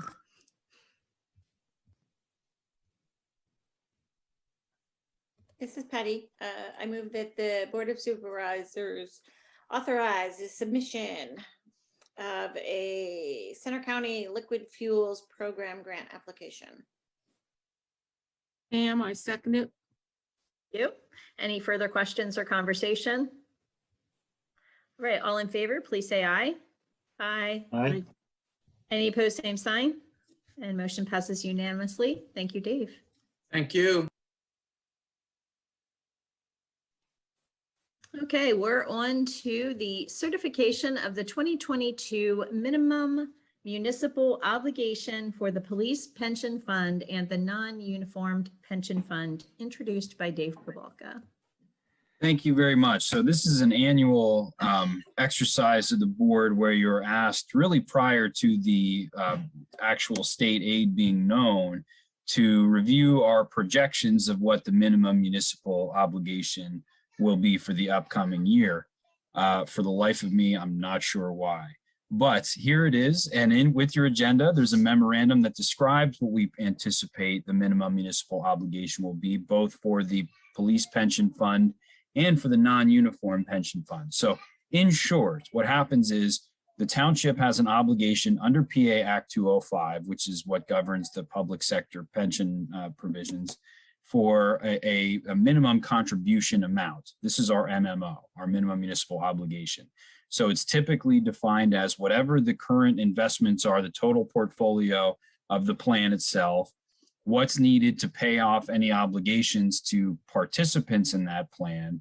And that includes the state unit aid, so we get money from the Commonwealth to offset our obligation, and any member contributions. So the police officers, for example, have in the last few years anyway, or several years, paid the maximum allowable under PA Act 600, which governs their pension liabilities, of 5% of their salary to the cost of the pension plan. So that number can be as low as 0, but can't be any higher than 5%. So what we do is we take our obligations for the pension plan to keep it solvent. We reduce that by the amount of participant contributions, and we also then add in what our state unit aid will be. So I have to give this to you in accordance with PA Act 205, but we don't yet quite know with certainty what our state unit aid value is going to be. We'll find that out before the operating budget is approved. So you'll have a kind of an opportunity to see any revised numbers. Typically, the township, at least in the last several years, has received significant state unit aid, which has been enough to cover our minimum municipal obligation for the police pension fund and substantially defray our minimum municipal obligation for the non-uniformed pension fund. This is our defined contribution plan. This year is looking like it's going to be no different. So hopefully the final the aid value is going to reflect that as well. I'll look to Eric to correct anything that I misrepresented on this, but I think I got it just about correct. Eric, I don't know if you're over there. Yeah, Dave, Thanks. you're fine. We basically estimate what the salaries are going to be for the year, and that determines the MMO, and then the state uses their calculations to figure out how much they're going to pay us. And then anything that's short of that, we have to make up the difference. So there's no action you have to take, just that you receive it and the minutes reflect it. That'll be sufficient for us to demonstrate to the Auditor General that we've done our job under Act 205. Great, Dave, thank you. We have received the memo. Does anybody have any questions? All right, great. Oops, I've lost my place. Okay, next up is the discussion of annual appointments to Ferguson Township authorities, boards, and commissions. This will be introduced by Dave Probalka. And just a quick preview too, then we'll have the consent agenda items that were bumped off. And then Bill Keogh, I saw, is here. And so we'll do his report first under staff and committee reports then. So that's just a little preview of things to come. So Dave, if you want to present our ABC vacancies. Sure. Thank you very much. With your agenda, there is the policy that the board adopted a few years ago on appointing new members and incumbents to authorities, boards, and commissions. There's also a vacancy report so that board members can see at a glance which representatives whose terms are coming up for reappointment. Typically, under the policy, we open an application period starting October 1st through November 1st of each year. So that application period has been open and posted on the website, the township's website, and advertised through our media and social media platforms now for a few weeks. We also send out letters to individuals whose terms are expiring to determine whether they're interested in reappointment, and that gets represented back to the board. Actual appointments are made at the reorganizational meeting, which takes place at the first meeting of each year. So you'll have that opportunity to make appointments in January. Under the board policy, the board has authorized an interview work session whereby both incumbents and new applicants answer questions that the board might have about their qualifications and interest in serving on these various authorities, boards, and commissions so that you can make a more informed decision at the reorganizational meeting on appointments. I was hoping our human resource administrator is also out on vacation. It's a very popular vacation week.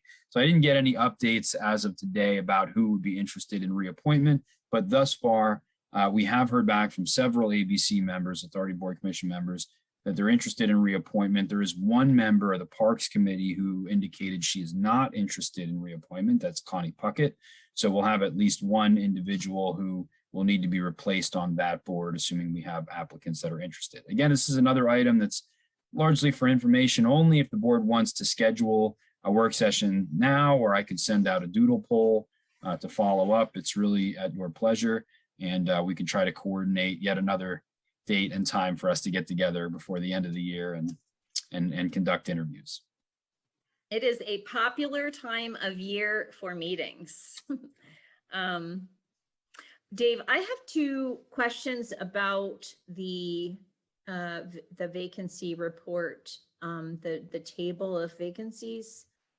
It looks like under Park and Recreation Committee and the Pine Grove Municipal Area Plan Advisory Committee, there isn't something noted for number of vacancies.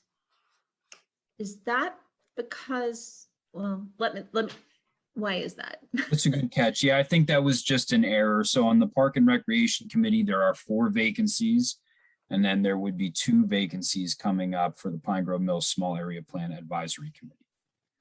Great, okay. And then reviewing, you haven't received information back from everybody yet, whether they're interested in reapplying, but you've Correct. received some. Okay. All right, great. Any other questions for Dave?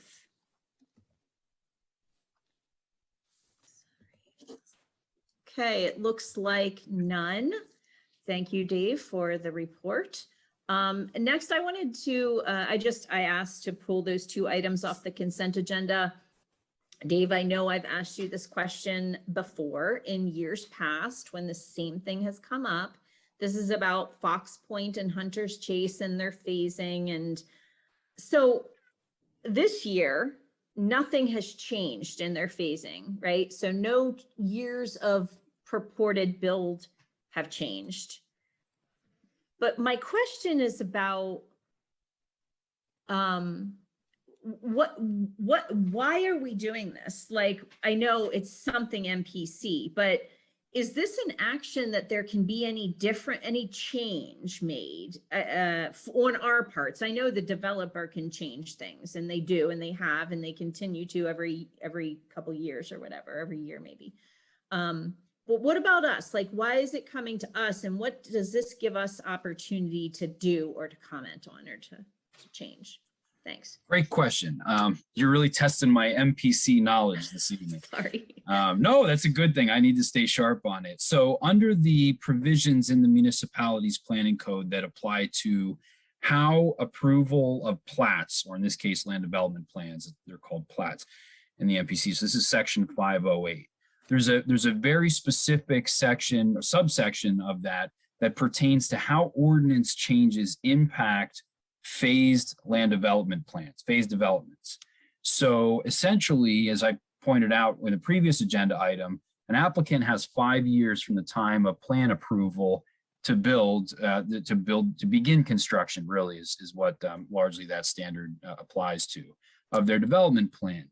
In that 5-year period, they are grandfathered in many ways, not in all ways, but in many ways, in land development regulations that applied at the time of plan approval. That's to give them some assurance that, in 4 years or in a few years, if they're building over a period of phases, or even if they're building all at once, but it takes them a while to begin construction, that they're not going to have to resubmit, redesign, and re-engineer their development.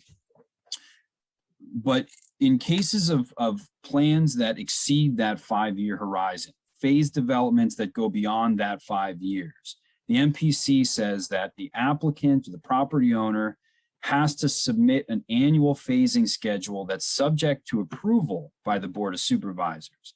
And if approved, that extends that period of grandfathered status, where applicable, to those land use regulations for an additional year. So even though there are no changes based on what was approved last year to their phasing schedule, they're still required in the MPC to resubmit for reconsideration and reapproval. So what the exact provision states is the schedule shall be updated annually by the applicant on or before the anniversary of the preliminary plat approval until final plat approval of the final section has been granted, which in this case would be looked at as a final phasing plan. That then you can no longer extend beyond those 5 years once you've got that final section in. It is subject, as I said, to approval by the governing body in its discretion. So the consequence to the applicant of not getting approval would be that they lose that status where they're grandfathered essentially in those land use regulations. The uncertainty that it provides for the municipality would be that it may prevent any further phases of that development from being built, because the ordinances may have evolved, at least in the way they're currently imagined. So it could have some implications on both parties, but that's why you're seeing it, even though there are no changes from 1 year to the next in the phasing for both developments. And you'll see more of these before the end of the year. I think you have explained that to me 3 different years, and I finally completely understand it. Like, my brain is so wrapped around that. That's so great. Thank you. So let's test my knowledge. So can we these plans have been passed for a very long time. I don't know. I'm sure somebody here could tell me what year, a long time. And I don't know, I don't have the knowledge of what that brings along with it. So like lighting ordinance, does it mean that the lighting ordinance from 1984 or whatever is the ordinance that applies to this? Stormwater ordinance, source water protection, like what all are they basically exempted of any changes from by passing this? And if we don't pass it, the converse, what do they then have to comply with that's new, that they wouldn't have had to comply with? Because if I'm being like, if they just have to obey the old stormwater ordinance, maybe I don't want to pass it because maybe I want them to comply with the new stormwater ordinance. And I understand what you're saying. There's a balance there, and I wouldn't want to take that thought lightly. but I do want to understand then what am I agreeing to them not having to bring up to date? That's my question. So I should note at the onset of this that I have a little bit of a different take on this than some of my colleagues, both in the field of planning and in management. And I've had this discussion at length with people in different walks. But my interpretation is that the ordinances that apply in zoning and subdivisions are the ones that change applies to. So stormwater would still be required to meet today's standards.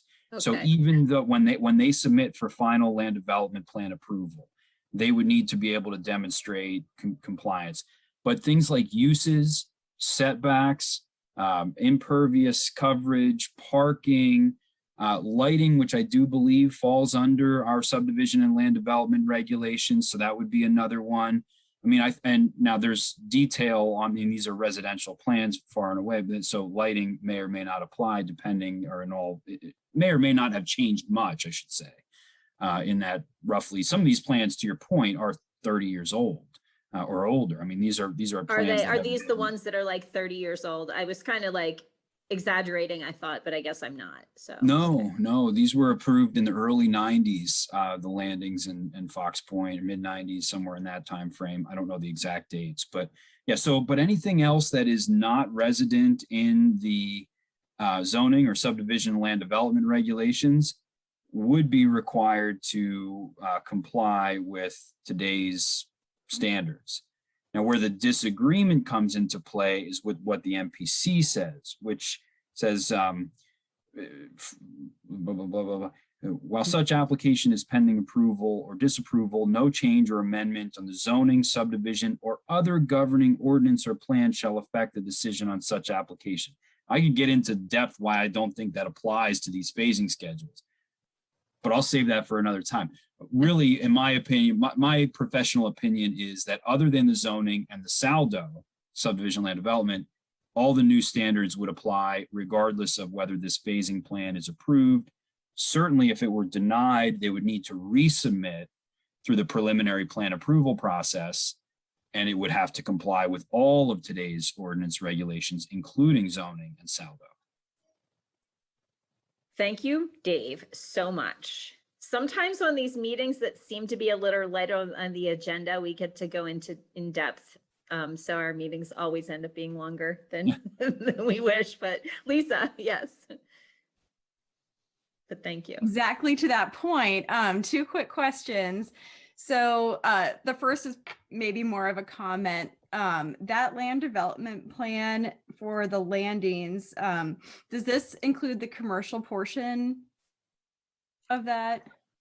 Or is that a whole separate, the commercial portion on Bristol, or is that a separate plan?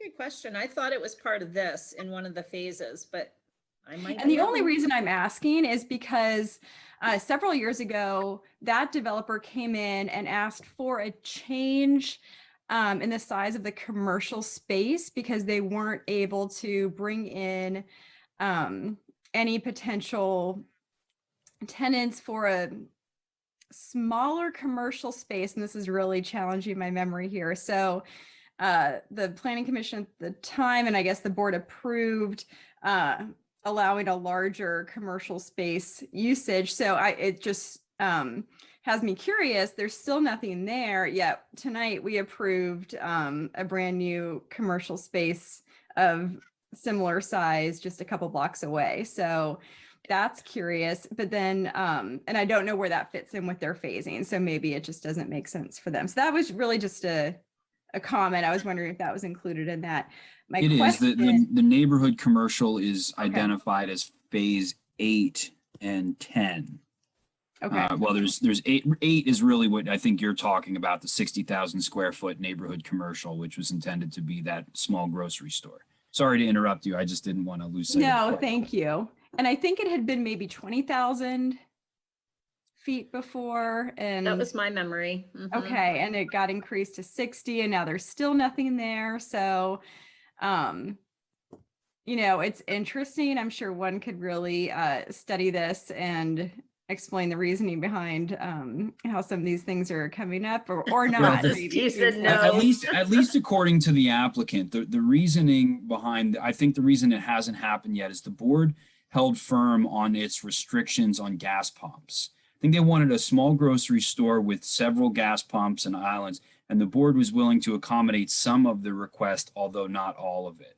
So I think if memory serves, I don't know, Okay. Mr. Miller is going to tell me that I'm way out, that I'm all wet on this, and he's probably I'm right. just going to tell you that nobody can figure out what's going on with that. And I think that includes the developer.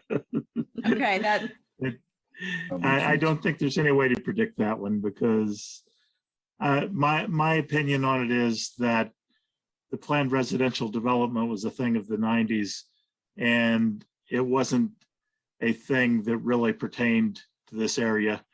And they tried to develop something that really didn't fit, and it still doesn't, but yeah. It is frustrating that, we could see some, smaller lot size homes over there and we're not seeing them. But my question is, what is there is the dirt pile.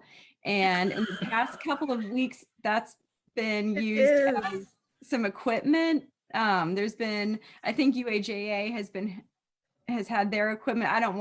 I think so. I think that's what I saw coming in and out of there. And I know they're doing work. that's the new line going through there. That's Right, what's going that's- on with that. Okay, that's what I had guessed. But Yeah. is that an allowed use to have those trucks there? And, did they have to get a permit? And, what's happening with that?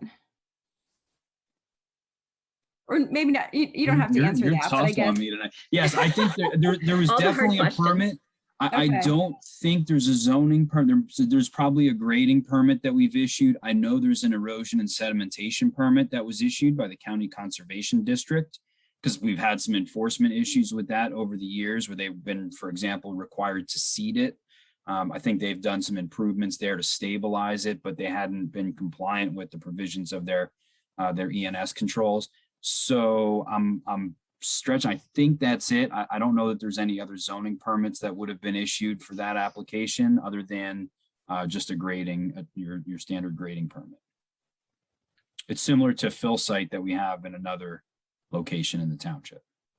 Right. Okay. On a Thank you. smaller So, okay. Thank you. So I assume that the storage of that heavy equipment that's not being used for that development must have needed some separate permit and maybe it's not being stored there. Maybe I just saw the moment those large trucks were in there a couple of times when I drove by. So I'm wondering what that really is being used for, if there's, if that's, that seems really disruptive to have that kind of heavy equipment and backing in and out of what area backs up to those residences when they're used to having just their quiet dirt pile behind them. I'm so disappointed to hear that dirt pile is still a living being in this township.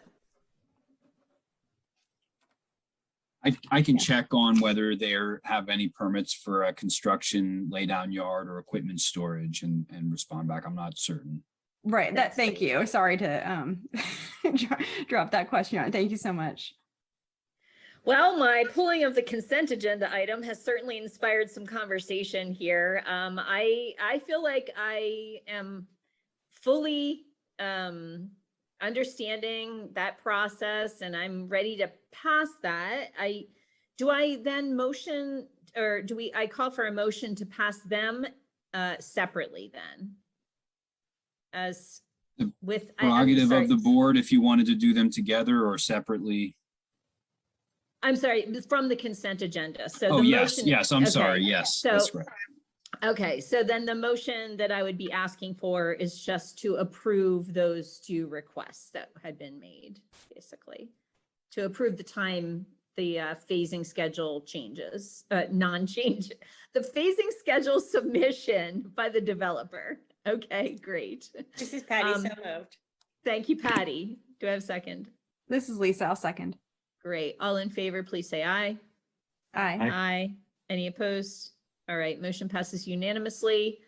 Great. And we are moving into our staff and committee report time. Bill Keogh is here. Thank you, Bill, for joining us late night after your double header to give our Center Region Park and Recreation Authority report. Welcome and thank you. Thank you, Chair. It was a little chilly tonight on the doubleheader, and it lasted a little longer than I anticipated, but we made it through successfully. We've had in the park and recreation world an unusual fall. The warm weather and especially the warm nights have encouraged the grass to continue to grow at summer rates. Temperatures along with the regular rains have kept the need for park grass mowing more frequently than is normal for a fall. So our park maintenance staff has been very busy trying to keep up with just the grass growing. But we are also moving into other fall maintenance activities, including getting ready to start to close down some of the restrooms, but we've held off on that. Staff has held off on that because the weather has been as nice as it has been, and we don't want to be doing that prematurely, but it does take a little bit of time to get through the inventory that we have. With regard to pools, now they are closed, but the pool supervisor has reported that attendance rebounded to pre-pandemic levels this summer. Through September 6th, the Park Forest pool had 30,965 visits, and the Welch pool had 58,447 visits during the pool season. These numbers average out to a combined 885 visits per pool day.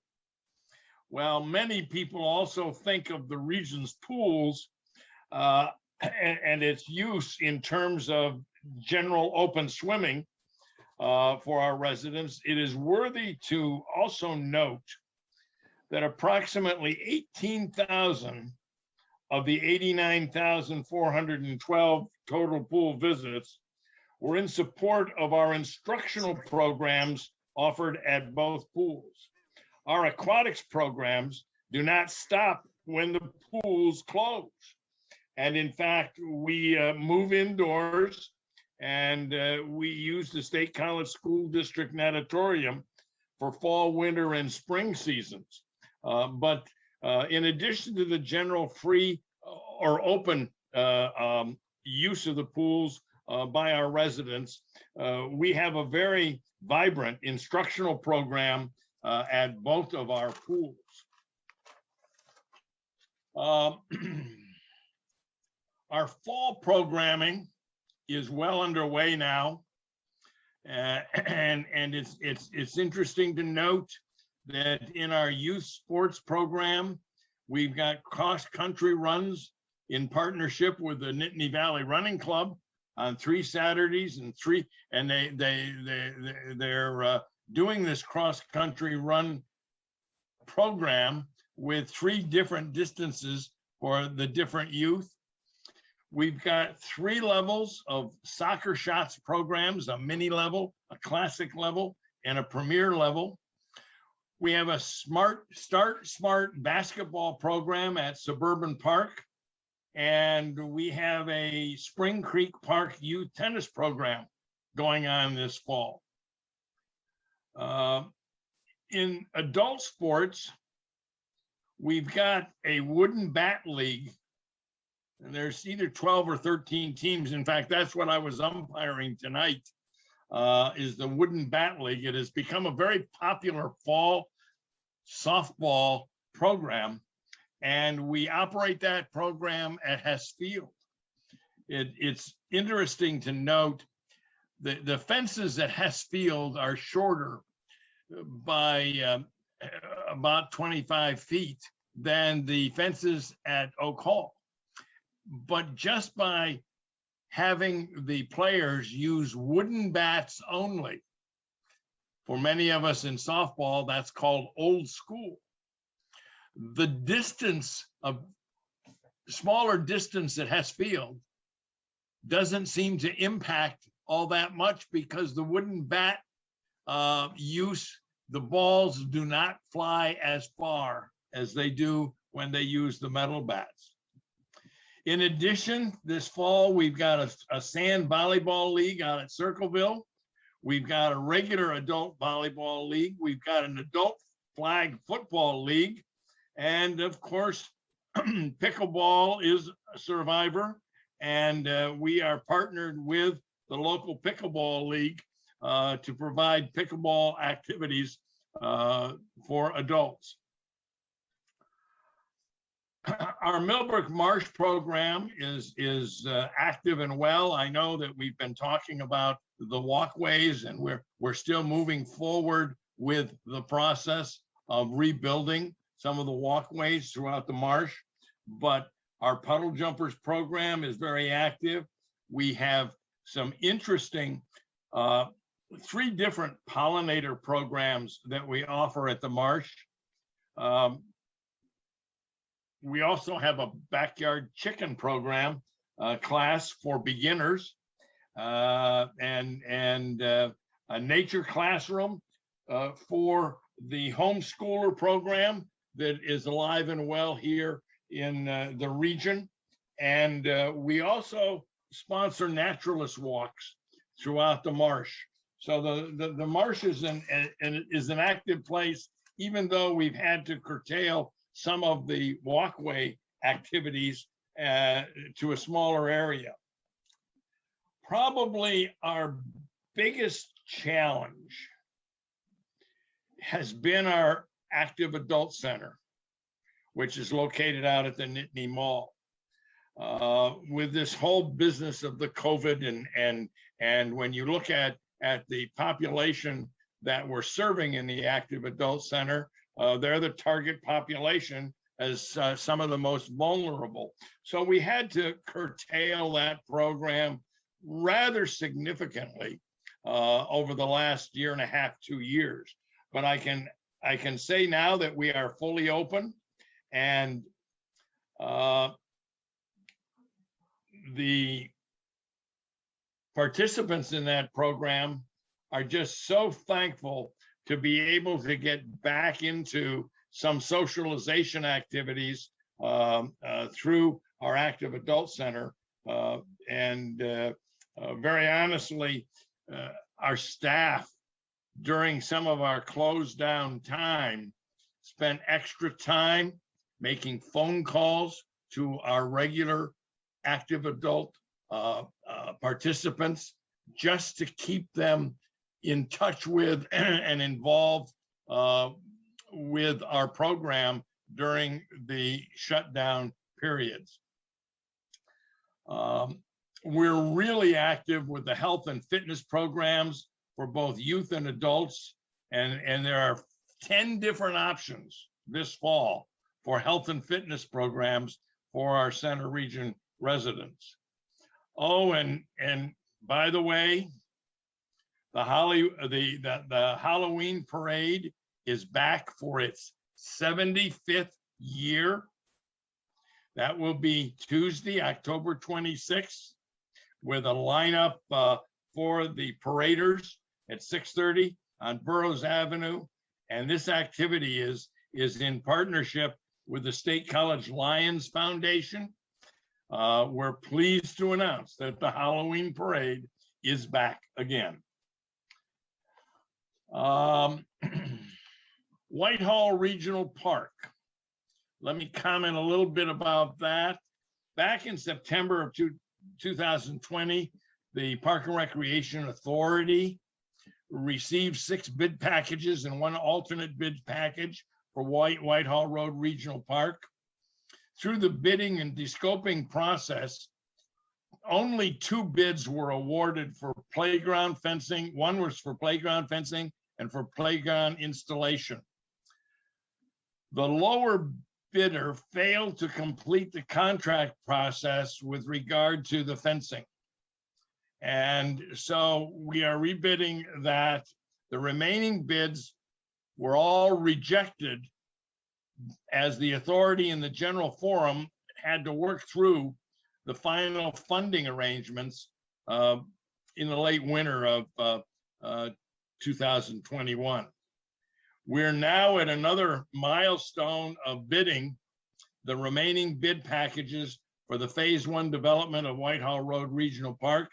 These packages include site development, electrical work, landscaping, seeding, irrigation, the construction of the restroom building, and those kinds of things. And at its meeting on this Thursday, the authority will be approving the bid packages so that the agency staff can advertise those bids and open the bidding on PenBid, which is the same platform that we used in the past. With regard to another item that has been of discussion,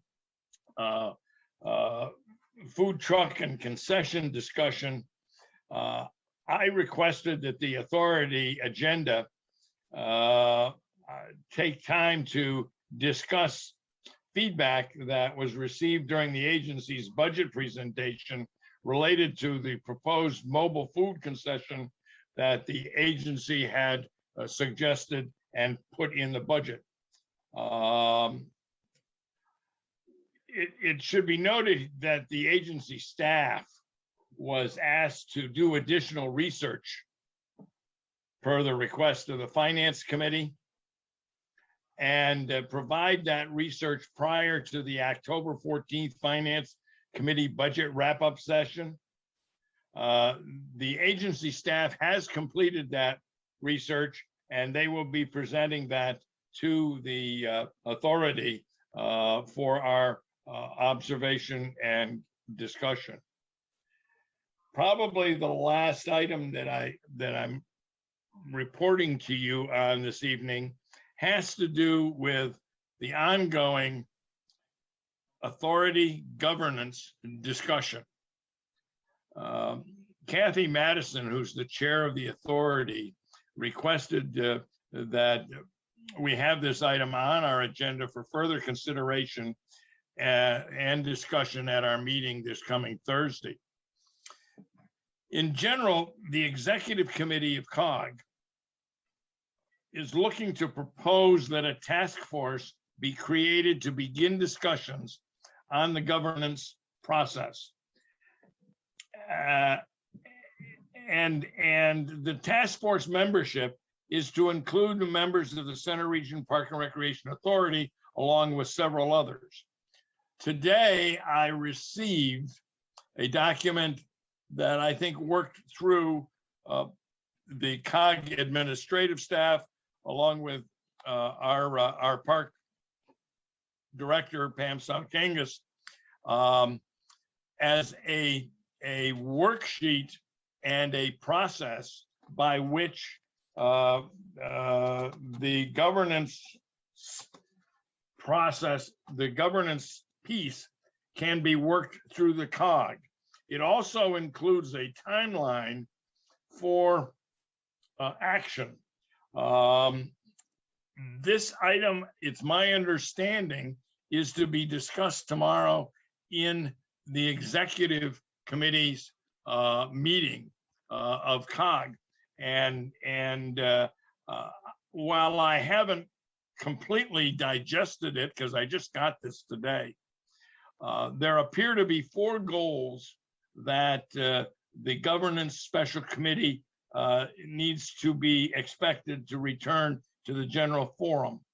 One of them is the best purpose or the best mission needs to be established for the authority in the future. What do we want the authority to have as its mission and purpose? A second is the best governance structure to achieve that particular mission. The third is the best governing documents to allow for that mission That's the bylaws, the MOUs, the articles of agreement, and the associated COG committee structure that is going to be needed in order to support the work of the authority once the new governance structure is established. And on one hand, one might think that it ought to be pretty straightforward to deal with this governance issue, but it doesn't take much research. And Laura is a good example of the research type part of it, to find that the governance process for the Center Region Park and Recreation Authority is got all kinds of bumps and twists and turns, and in the end needs to be clarified, and that is exactly what this process is aimed at. But we'll be hearing more about this because it needs to work through the COG process, and the first group to take on the exact system that may be forwarded to the COG General Forum will begin tomorrow with the executive committee discussing those items. So at this point, I'll end my report to you all. And if you have any questions, I'll try and answer them, but I may have to get back to you. Thank you, Laura. Thank you so much, Bill. That was a fantastic report, and I will have a few questions. I wanted to open up to any other questions from board members. If you have any comments, questions, thoughts. Sorry, Lisa. Thanks, Bill, for that report. So one, I'm always happy to hear about progress on the boardwalk, because that's just such a great feature of that area, and I'm so happy that that's moving forward. I'm sure others like me miss that being accessible. When you're talking about it, I just had the question, when the boardwalk, will that be considered like a facility? Because so there's, the building and then the second education building there, they're not regional. It's not a regional park. So the COG owns those buildings. I guess I'm wondering if that boardwalk is going to then be treated as part of the facilities, like as a facility and as part of that committee. Is that where? This is the question for the Parks Governance Committee, really, honestly. Yeah. I'm trying to fit it into a box, and it doesn't really, because it's not the same as the library. But I guess that's as close as I can get to it. So yeah, I guess that's just another thing to consider as we go through this governance process. And I've written this down, Lisa. I mean, I think this is a very, very timely question, because ultimately in the governance process, there is going to need to be a sorting out of facilities and structures and so on, and where those facilities management pieces are going to fit, and who owns what and what goes with which. And so I think that certainly is a very appropriate in the weeds question as we go down through the next year of trying to sort out the governance issue. So I've written that question down, and certainly we'll have that as a point to bring up when we talk in the authority meeting. But I don't know as we have an answer. I don't think we have an answer to that question. Yeah, that's fair. And I guess one other angle of that would be how the Nature Center Advisory Committee works itself into this new governance group, because they had talked about the state of the boardwalk for a long time. So that's just another piece just for you to note. And then just one comment question about the parks food truck plan. So just some thoughts as you go into those discussions. One is that I hope you can kind of break up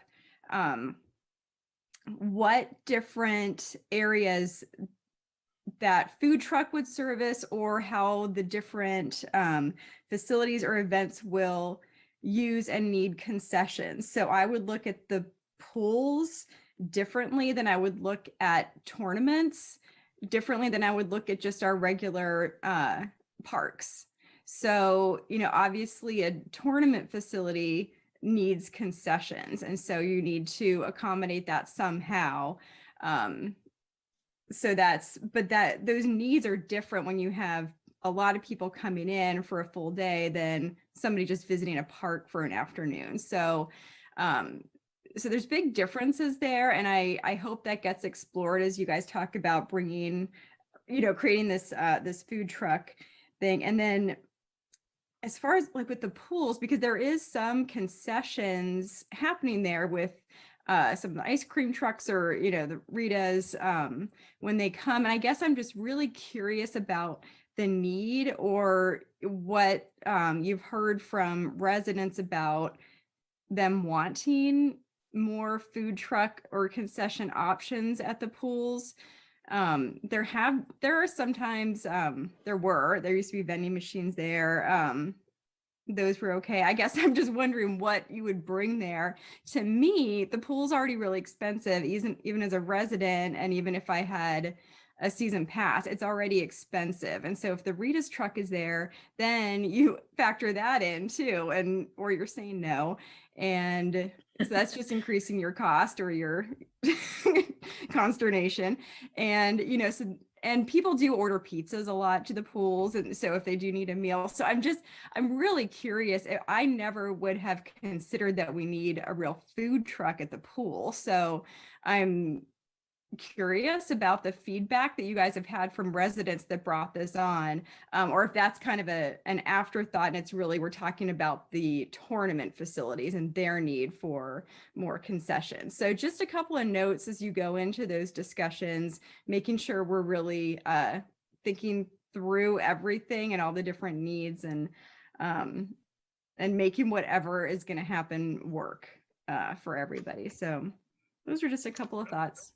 Well, and they're very timely thoughts, Lisa, as the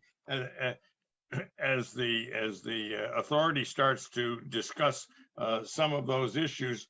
And you're right on mark with regard to the fact that there are what appear to be separate kinds of need in the sense of tournament environments versus ongoing day-to-day operations of a particular facility, whether and so, you know, that's stuff that's going to have to be talked through. And I can only say to you that what I am reading and hearing on a national level is that many of the premier community pool environments around the country have as one of their components some type of food concession, and how they operate, who operates them, whether they're offsite coming in or whether they're operated by the pool authority. I have no idea. I just know that when I am looking at some of the national data that comes past my nose in terms of the national reports, many of those premier pool programs have that particular component with them. So I have not seen any data for the local demand, but only seen it on the basis of some of the national reports. Good questions. Thanks, Bill. I also have a few questions and wouldn't mind going next because I think it kind of builds a little bit on what Lisa was saying and some of your answers, Bill. So, but it relates to a different topic, which is benchmarking. So, Bill, I heard you say, you know, some of the premier pools and whatnot. We've heard that we have the third largest park system in the state of Pennsylvania. We also, as we all know, are surrounded by game lands and state parks and state forests and have a lot of access to recreation, and we love that. But I do wonder if we said, for example, we have the third largest public works facility in the entire state, or we have the third largest municipal staff in the entire state, or we have the third largest fire company in the entire state. Would we be as happy to have all these very, you know, like third largest things when we are certainly not the third largest town or city in the state, certainly not even close? So where am I headed with this? You know, we talk about premier pools and we talk about being third largest park system, and we want to be the best and we're very competitive at it. And these are great things that we love to give our kids, but we also have to balance that with all of our other needs. And so one way we do that is to benchmark. Benchmarking accurately provides us a way that we can steer through all of these competing priorities and really understand where to target our efforts and our funds. So at the last budget meeting at COG, was it the last one?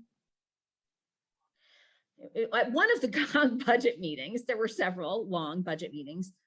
The Park and Rec director gave a presentation of all the acres that Park and Rec maintains. And included in those acres, I noticed, was the Ferguson Township, we'll call it preserve, which is old water authority land in Pine Grove Mills on the mountain there, about 80 acres.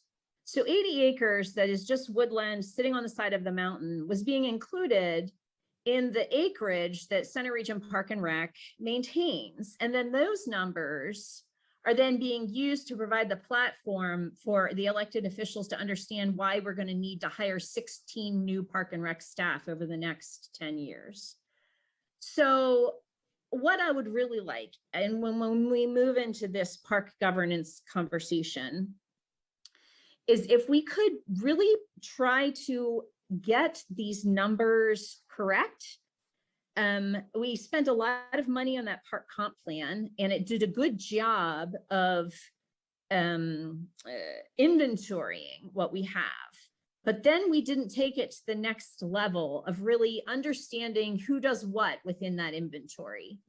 So as we move into this parks governance conversation, can we really try to become more accurate with our numbers so we can benchmark accurately, so we can make accurate goals and know where we want to head? Do we want to stay third largest? Maybe we want to be fourth largest. Maybe we want to be the largest. So we need to get these benchmarks accurate so we know which direction we want to take. And then the other comment I would really like to have, I don't know, understanding from the authority on relates to the regional parks comp plan. I've heard multiple times in a kind of like, I don't know how else to describe it, but a turfy kind of manner that the authority is implementing the comp plan. But that comp plan, if you go through those pages, I don't know, maybe 10 pages of action items, and you highlight what's a responsibility of the municipality versus what's the responsibility of COG, I would say there's actually more responsibilities that fall directly to the municipalities in this very large, third largest park system in Pennsylvania.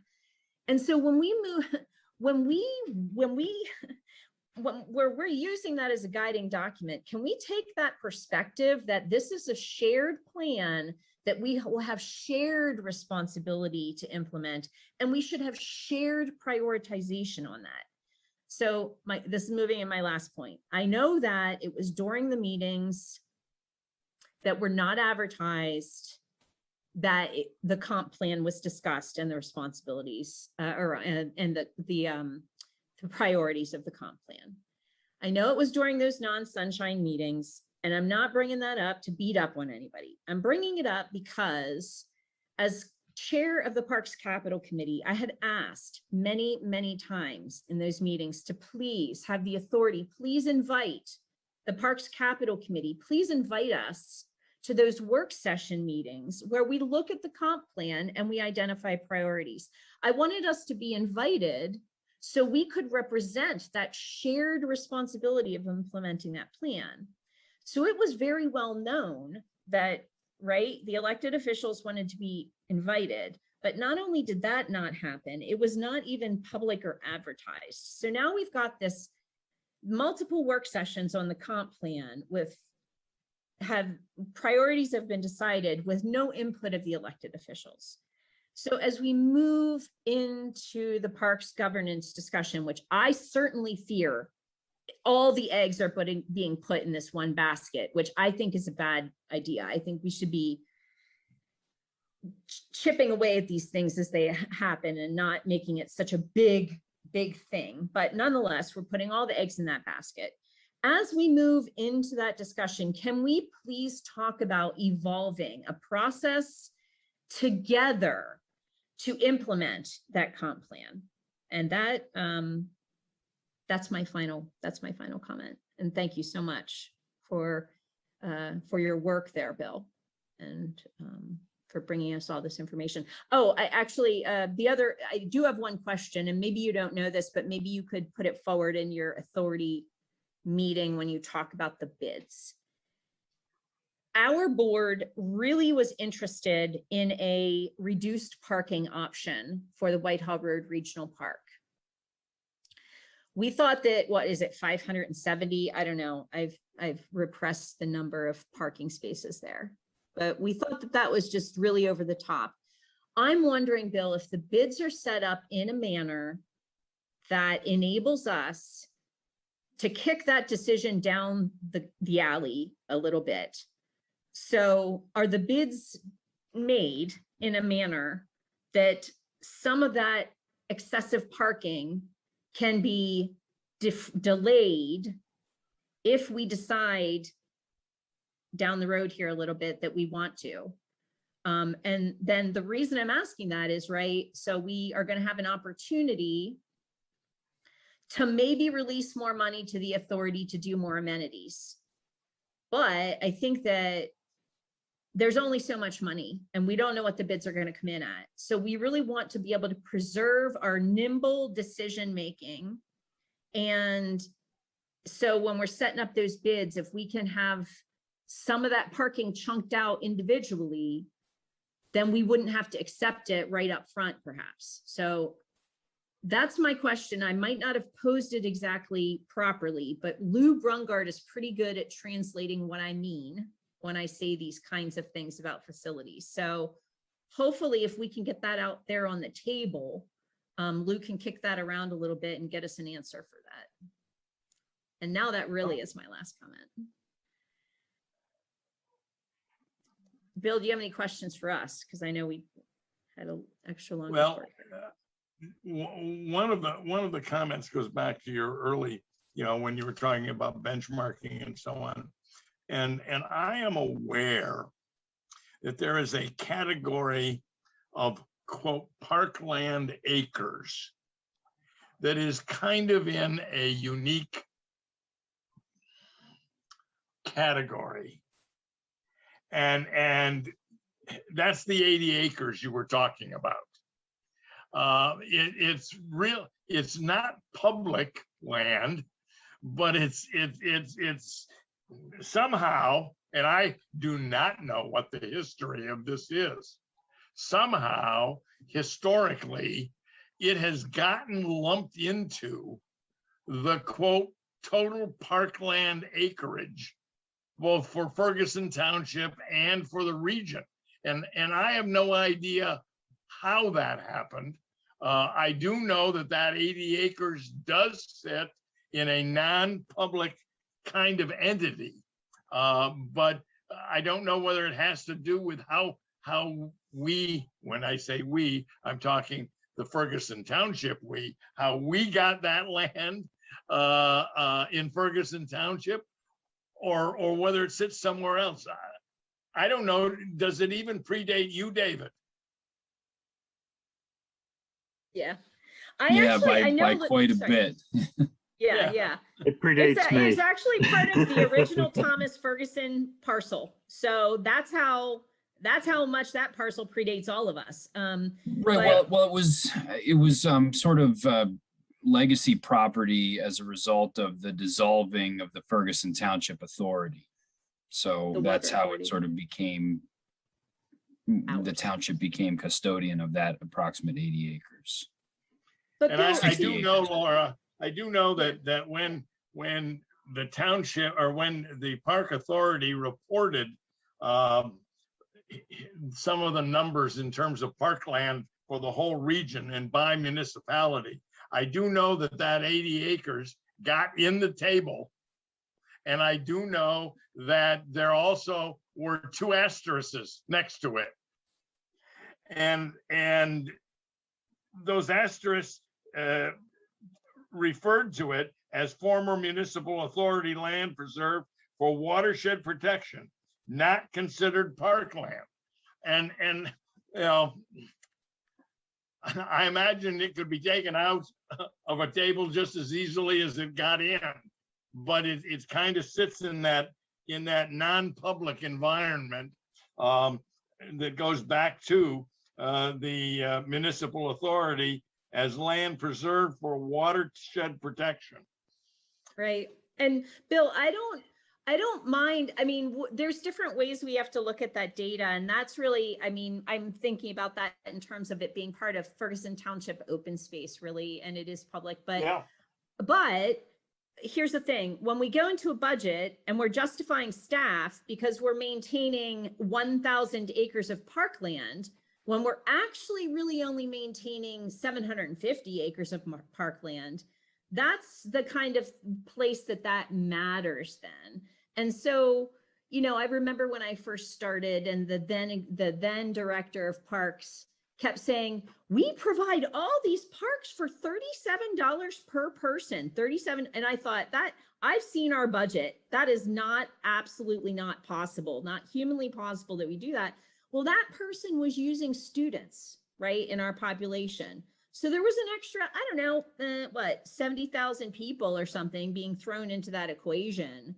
So that really skewed that, right? So that's why I'm saying I think we're putting too many eggs in the basket of saying it's all a parks governance issue. That right there is not really a governance issue. It's just a careful accounting and a proper using of benchmarks. But thank you. You're clued into what I'm talking about. There's other parcels in other municipalities that are very large parcels, like Stan Yoder Preserve in Harris Township. That's also included in parkland maintained by Center Region Park and Rec when we're talking about staffing and budgeting. And it probably shouldn't be, because even though they're one of the 3 entities supposedly responsible for Stan Yoder Preserve, actually the maintenance that happens there is there's almost nothing that happens there. So just following up on this conversation, which I really cannot wait till we can dive into this more deeply. But, you know, in other parks entities, they even break down maintenance by facility. So they would say a nature preserve, really only XYZ maintenance. They would say a sports complex, XYZ maintenance. And there are actually different numbers, different costs of maintenance associated with those kinds of facilities. A more sophisticated park and rec management approach is to utilize those facility maintenance cost projections to look at what your future budget operationally is going to be, and then making capital choices based on what you want your budget to be in the future. So I hope that eventually we can get to that level of refinement because we have the third largest park system in Pennsylvania. And if anybody should be able to do that level of data collection and analysis, it should be us maybe. So thank you so much for your work on that. And I'm not sure what data you're looking at, but I know the data that I was able to grab a hold of here in my home office of Zoom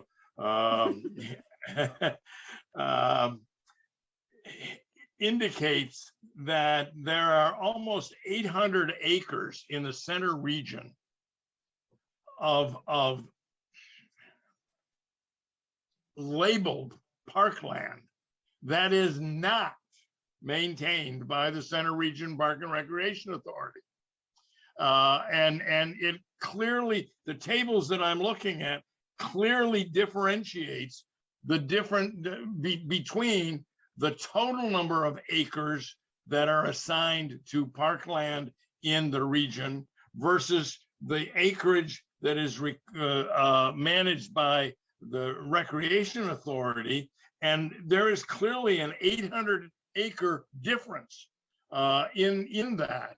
And I don't know how much clearer it needs to be that yeah, there are park acreages in every municipality that are not part of our authority responsibility. Thanks, Bill. Thanks a lot. I appreciate that. Yes, I agree. It's clear in that document. I agree. So hopefully we can hopefully get that translated into then the budget. The director was going to bring back that corrected information to the finance committee, but it was not done. So I don't know where to go from there. So thank you. And I don't sit in the the budget meetings necessarily. And very honestly, I hate to admit this, but at my age, when you start throwing multiple numbers at me, it starts to get very confusing rather quickly. And if I don't have time to really sit down and study it, I can be easily misled by what I'm hearing. But I did make a note of this. Thanks, Bill. Thank you so much. Yep. Okay. And thanks for hanging in there late with us. You thought maybe our meeting would be over, and I said, don't worry, we'll be here when you get here. All right. Thanks, Bill. Okay. Moving on to the rest of our reports. Human Resources Committee, Patty. Nothing really to report there. The agenda covers it. We didn't have any action items. I think that most discussion revolved around keeping track of the legality and how to work out the making sure new hires are vaccinated. But the agenda covers just about everything, really. Thank you, Patty. Next, Joint PSE TLU CRPC Committee. Boy, get a few more letters in there. Lisa. We're working on it. Yeah, the agenda did a good job of describing all of the items that we discussed, so I won't talk too long. I'll just note that the item about the affordable housing study, just to make that really quick, the county is also doing a study. And so Jim May of CRPA is going to be working with the county to make sure that we're not duplicating our efforts, and we're getting all the information that is needed by the region through there, and then seeing what add-ons we can make to their request for proposals so that we can get our own municipal data from that. So it looks like it should be meeting all the criteria of what the region and us as a township were interested in for that. And we did get a chance. If you look on the SharePoint, I think is where the attachments for the agenda are, and the county RFP was on there. If you're curious to read that, it was very good, very thorough. And so really, I just pointed out that we're really interested in having that very specific municipal data. So whatever kinds of add-ons they can make to that. And then we talked about the comprehensive plan just briefly, and the approach that they're going to be taking. It's more thematic, so it's going to kind of group the objectives together and hopefully make it a little bit easier to implement and follow along. So it seems like a good approach. And we talked about issuing a survey to Center Region residents as that's moving forward. I think that's really all I wanted to note on there. Thanks. Lisa, any questions for Lisa? Pam? Yeah, I don't know if this is necessarily for Lisa, but it's about affordable housing. And it seems like there's like a lot of words, different words that are used for this. Fair, affordable, workforce, low income. Inclusionary, Attainable. The new one is attainable, inclusionary. inclusion. And they seem to be interchangeable, but nobody really knows what they all mean and what some things have to do with the median income or the mean income, and so, it's like a mishmash. And is there some place where you can go to see what these words mean and how what's there, if there is a distinction among them, or I don't know. I'll take a stab at that. So that is a problem, is that we all use these terms interchangeably, and they're not all interchangeable. And so part of this plan is to define the terms really clearly that we're all using. And at least for this, within the Lucy committee or the TLU committee, those terms would all be defined. However, municipalities use them, what they want to describe their programs as, might still, I guess, keep their own names, but we would know what we're talking about based on the definition. So defining those things is really, really important to make sure we're all talking about the same thing, we're all on the same page. So that's been addressed, or not addressed yet, but that's been identified as a real issue that we need to tackle.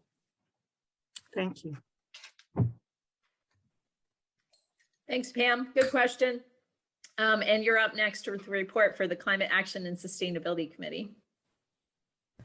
Okay. Well, again, the agenda did a really good job of explanation on it. I'll try to go through this really quickly. Pam Adams presented the draft resolution to adopt the Center Region Climate Action and Adaptation Plan, the CAAP.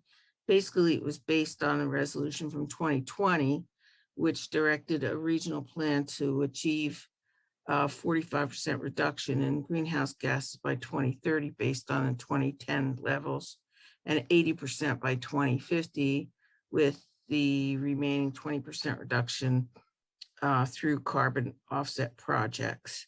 And of course, we all know this is all backed up by the Paris Agreement, the UN IPCC reports, the Intergovernmental Panel on Climate Change reports, the US Climate Alliance, and it also aligns with Pennsylvania's Climate Action Plan. Basically, this will be, the point of it is to pursue greenhouse gas efforts to limit the increase of global average temperature to 1.5 degrees centigrade. The resolution was adopted. The updated CAAP after municipal and public comments, she presented them to Ferguson Township. I think it was October 4th. She'll be presenting it to all of the municipalities, and they will be accepting comments from municipalities and also public comments, and incorporate it. And then it'll be received, I think it's just supposed to be at the November 8th meeting of COG general. Oh no, I'm not sure which COG meeting that is, and then it'll go back to COG again for the adaptation of the final plan that I think is supposed to be November 22nd. There was also, there was a long discussion on the, and I think Dave mentioned this before, on the bulk waste collection week that was, there was such short notice given by Waste Management. And there were a lot of complaints about it. What do we do with this stuff now and all that? It was supposed to be this week, October 18th to the 22nd. The COG executive director had approved the postponement, provided that Waste Management would reschedule later this fall. And we still don't have a date that's been given. And it's not clear to me what specific procedures for alerting members to changes came about out of this. It's pretty much detailed in the packet, actually. There's an announcement for a free workshop for information session for Center County Solar and EV Charger Co-op, SUN, October 28th at 7:30, and you can find it at solarunitedneighbors.org/Center County. And the next meeting of the CAS is November 8th. Done. Thank you, Pam. Thanks. Questions? All right. Oh boy. It's finance, Steve. You had 100 finance meetings between last. Yep. It only seemed that way. It was only 4. Okay. 25 You know, each. we did go through the budget. The final meeting was last week. It was sort of a recap where we addressed things that hadn't been resolved. It was interesting. This year we had several 3-3 votes, which hasn't normally happened in the past. So I think there's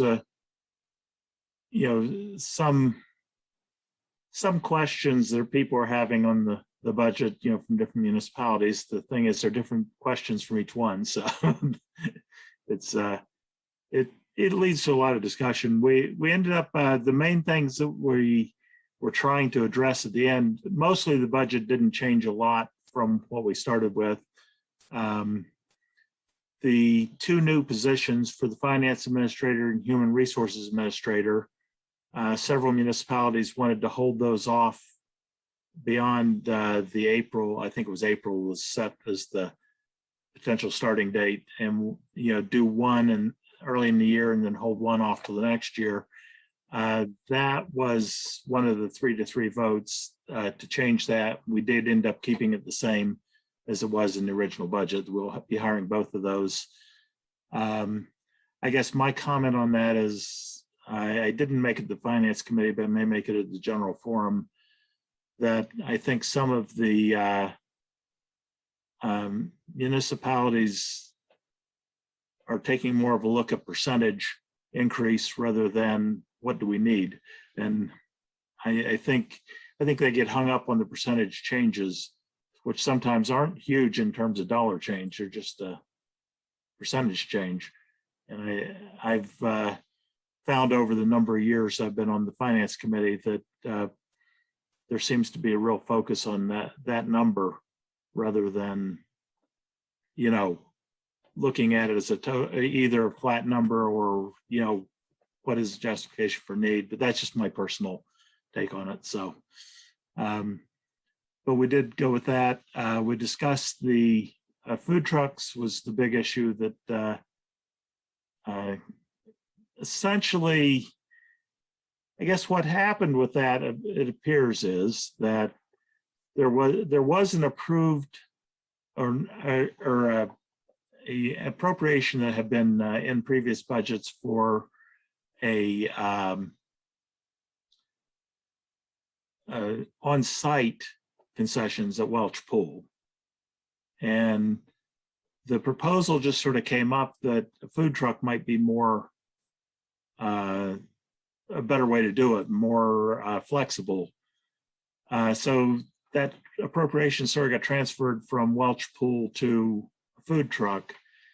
And the general finance committee directive was come back to us with a business plan and then we'll think about this, because they really hadn't thought through a lot of the details of this, like who was going to operate it, what it would cost to operate it.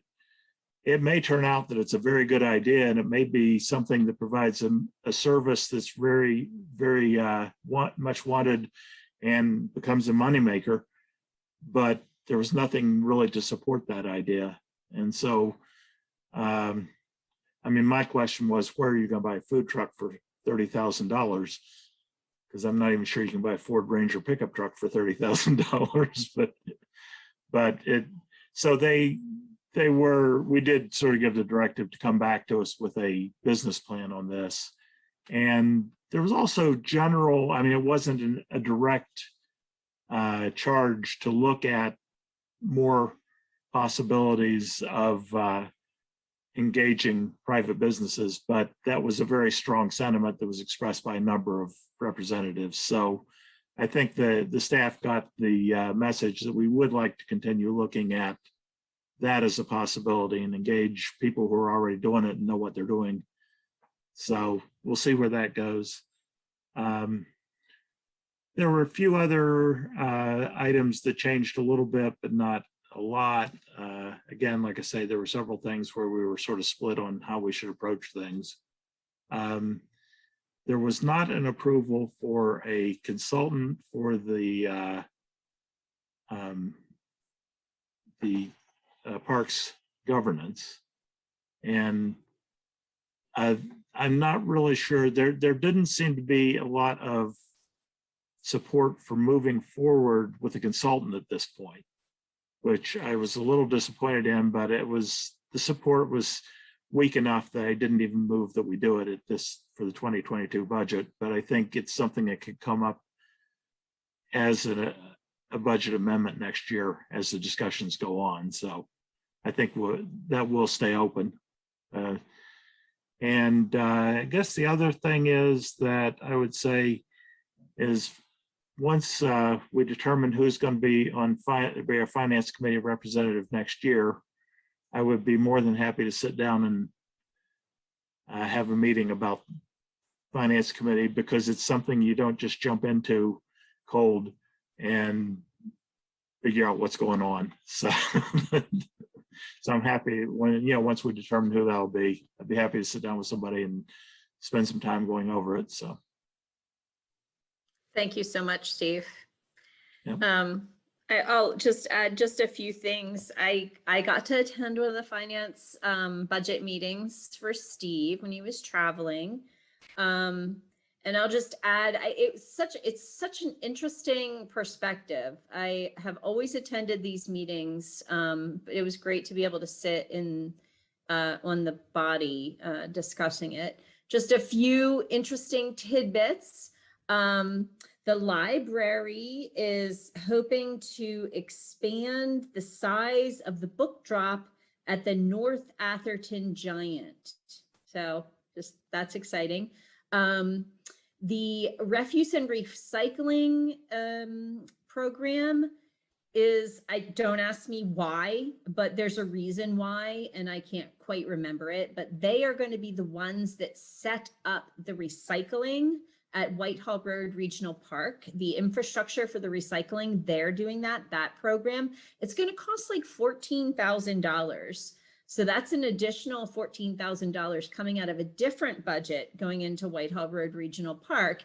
When they were talking about that, I mentioned that in the parks comp plan, like bathrooms and recycling in parks were like the two main wanted things in the region. It's so funny, like not swings or slides, bathrooms and recycling. So I asked Shelley if it's possible for them to set up recycling in other parks. And there's this fund money that she said, maybe this fund, same thing that came, that's funding the Whitehall setup. Maybe if there's money still there that she might be able to work on that a little bit. So that was cool. Also, I'll add to Steve's report that, you know, with those two positions that came into question, the administrative positions, what emerged during the discussion about them is that they've been talked about for like, I don't know, let's say 5 years. They've been talked about being needed for like 5 years, but they've never been put in the CIP. So just once again, I think that that idea of putting staffing and it being more inclusive of the COG CIP is going to, in the future, reduce those late in the game kind of discussions like what occurred with those two staffing positions. So we should probably, you know, keep that on everybody's radar, although I am getting the eye roll now whenever I mention it, because people are like, okay, we've heard it, we get it, like, so you can stop saying it now. But I think that that's probably going to be a really, really good change in the future.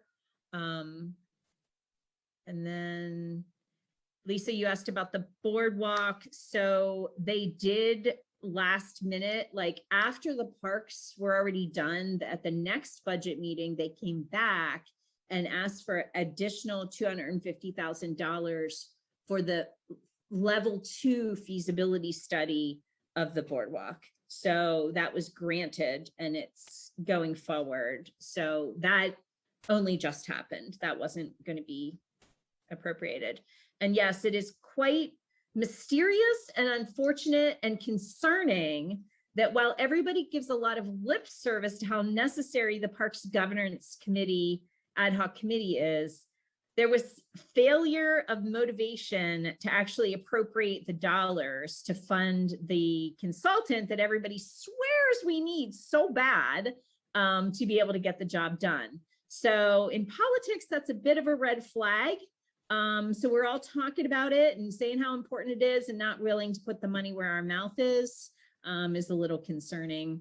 So let's keep plugging away at that because we all know how necessary it is.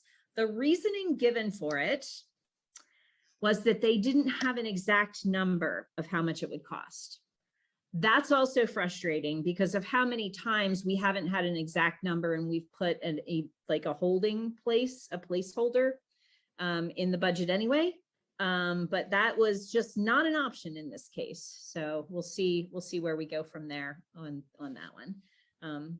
But lots in the finance world this month. Other committee reports? Do we have any other committees?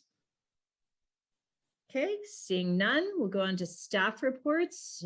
First up, managers report, Dave. My report's in the agenda. If there's any questions on this or other department head reports, I'm happy to answer or get back to you with the response if I can't answer. Okay, thank you. Does anyone have any questions on any staff reports? I don't have a question. I just have a really quick comment for the Public Works Director. I attended a session at the PML conference on Vision Zero Harrisburg, which was excellent. And one thing I wanted to note is related to where we are upgrading the pedestrian accommodations on Bristol Avenue at College Avenue. I think it's we're adding audio to that signalization. And we had also talked about increasing or allowing a pedestrian head start on that crossing just to increase that time that a pedestrian has to cross before the cars are moving. And in this session, they noted how a lagging pedestrian accommodation may actually be safer. So at the end of the cars moving through the intersection, then you allow the additional pedestrian time for crossing. And I hadn't heard that before, but I didn't look into it beyond what I had heard at that conference, but I wanted to mention it because I know we're actually in the process of doing something with that. So thank you for passing that along. Sure, I can pass that along. I know we ran into some cost issues with one of the improvements out there, but I don't think it was related to the audio or to the pedestrian indicators. So I think we should be all right. Thanks. I'll let him know. Thank you, Lisa. Any other questions? All right, communications to the board. Any that folks would like to report? Lisa? Just two. One, I had a communication requesting, now that we're talking about the new ABC appointments to begin next year, requesting that bios or whatever appropriate information for ABC members be continually updated and posted on the website. And the second communication I had was about this new wave of CATA cuts to service. So I wanted to pass along those concerns, and they were, just expressing their disappointment about losing, I guess it's more of the times and not so much lines of service. So the times during the day that the bus will stop at these different areas. So that was it. Thanks, Lisa. Pam? Yes, I had, this was regarding the arborist job, and maybe Dave can answer some of these questions about the timeline, if there's a deadline for application, who interviews the people, is it the board? And this person, and I have to agree with him, he said that this is an important position going forward and should be a platform for advocacy, promoting the holistic links among people, land, and trees, not just a lone tree planter and minder. And I Love it. I totally agree. That's- The board does not interview any vacancies. The township manager does all the hiring. We do have a couple more interviews, but I'm confident that we'll be able to extend a conditional offer of employment as early as, I would probably say it won't be made till the end of this month, till we get through reference checks and all that. I'm pretty optimistic about the candidates. We actually had for one. people to apply then through the end of the month? No, the application period is concluded. Oh, okay, that's what, I so- think that's what he was talking about. Applications have concluded, where in fact we had a candidate in mind who it didn't work out. And so we're kind of going back through, but we had some pretty good developments in that front. So I'm hopeful that we can have somebody on board, perhaps before the end of the year. More likely than not, it'll be early 2022. Okay, I'll let him know then. Thank you. I had a couple communications. Noise at Belleville Hall auction complaint. Somebody who contacted me had read a newsletter article about how green Ferguson Township is, and then wrote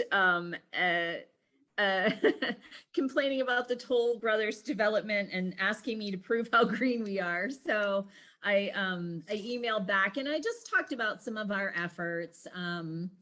And I actually owe the person another email because they want to get more involved. So that's exciting.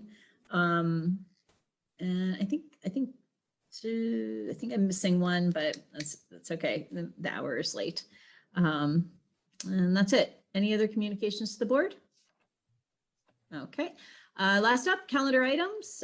We have our normal calendar items. Dave, did I just see today that the Park and Recreation Committee was actually canceled for October 21st? That's correct. Okay, so we've got our other dates. The Pine Grove Mill Small Area Plan Advisory Committee and the Planning Commission are still on the calendar. And we've got an event called Cranksgiving on October 30th. If there's nothing else, the magic moment has come to call for adjournment. Do I have a motion? Motion to adjourn. Fantastic. Thanks, Patty. We're Second. adjourned. Okay, thanks, Pam. Good night, everybody. Thanks so much.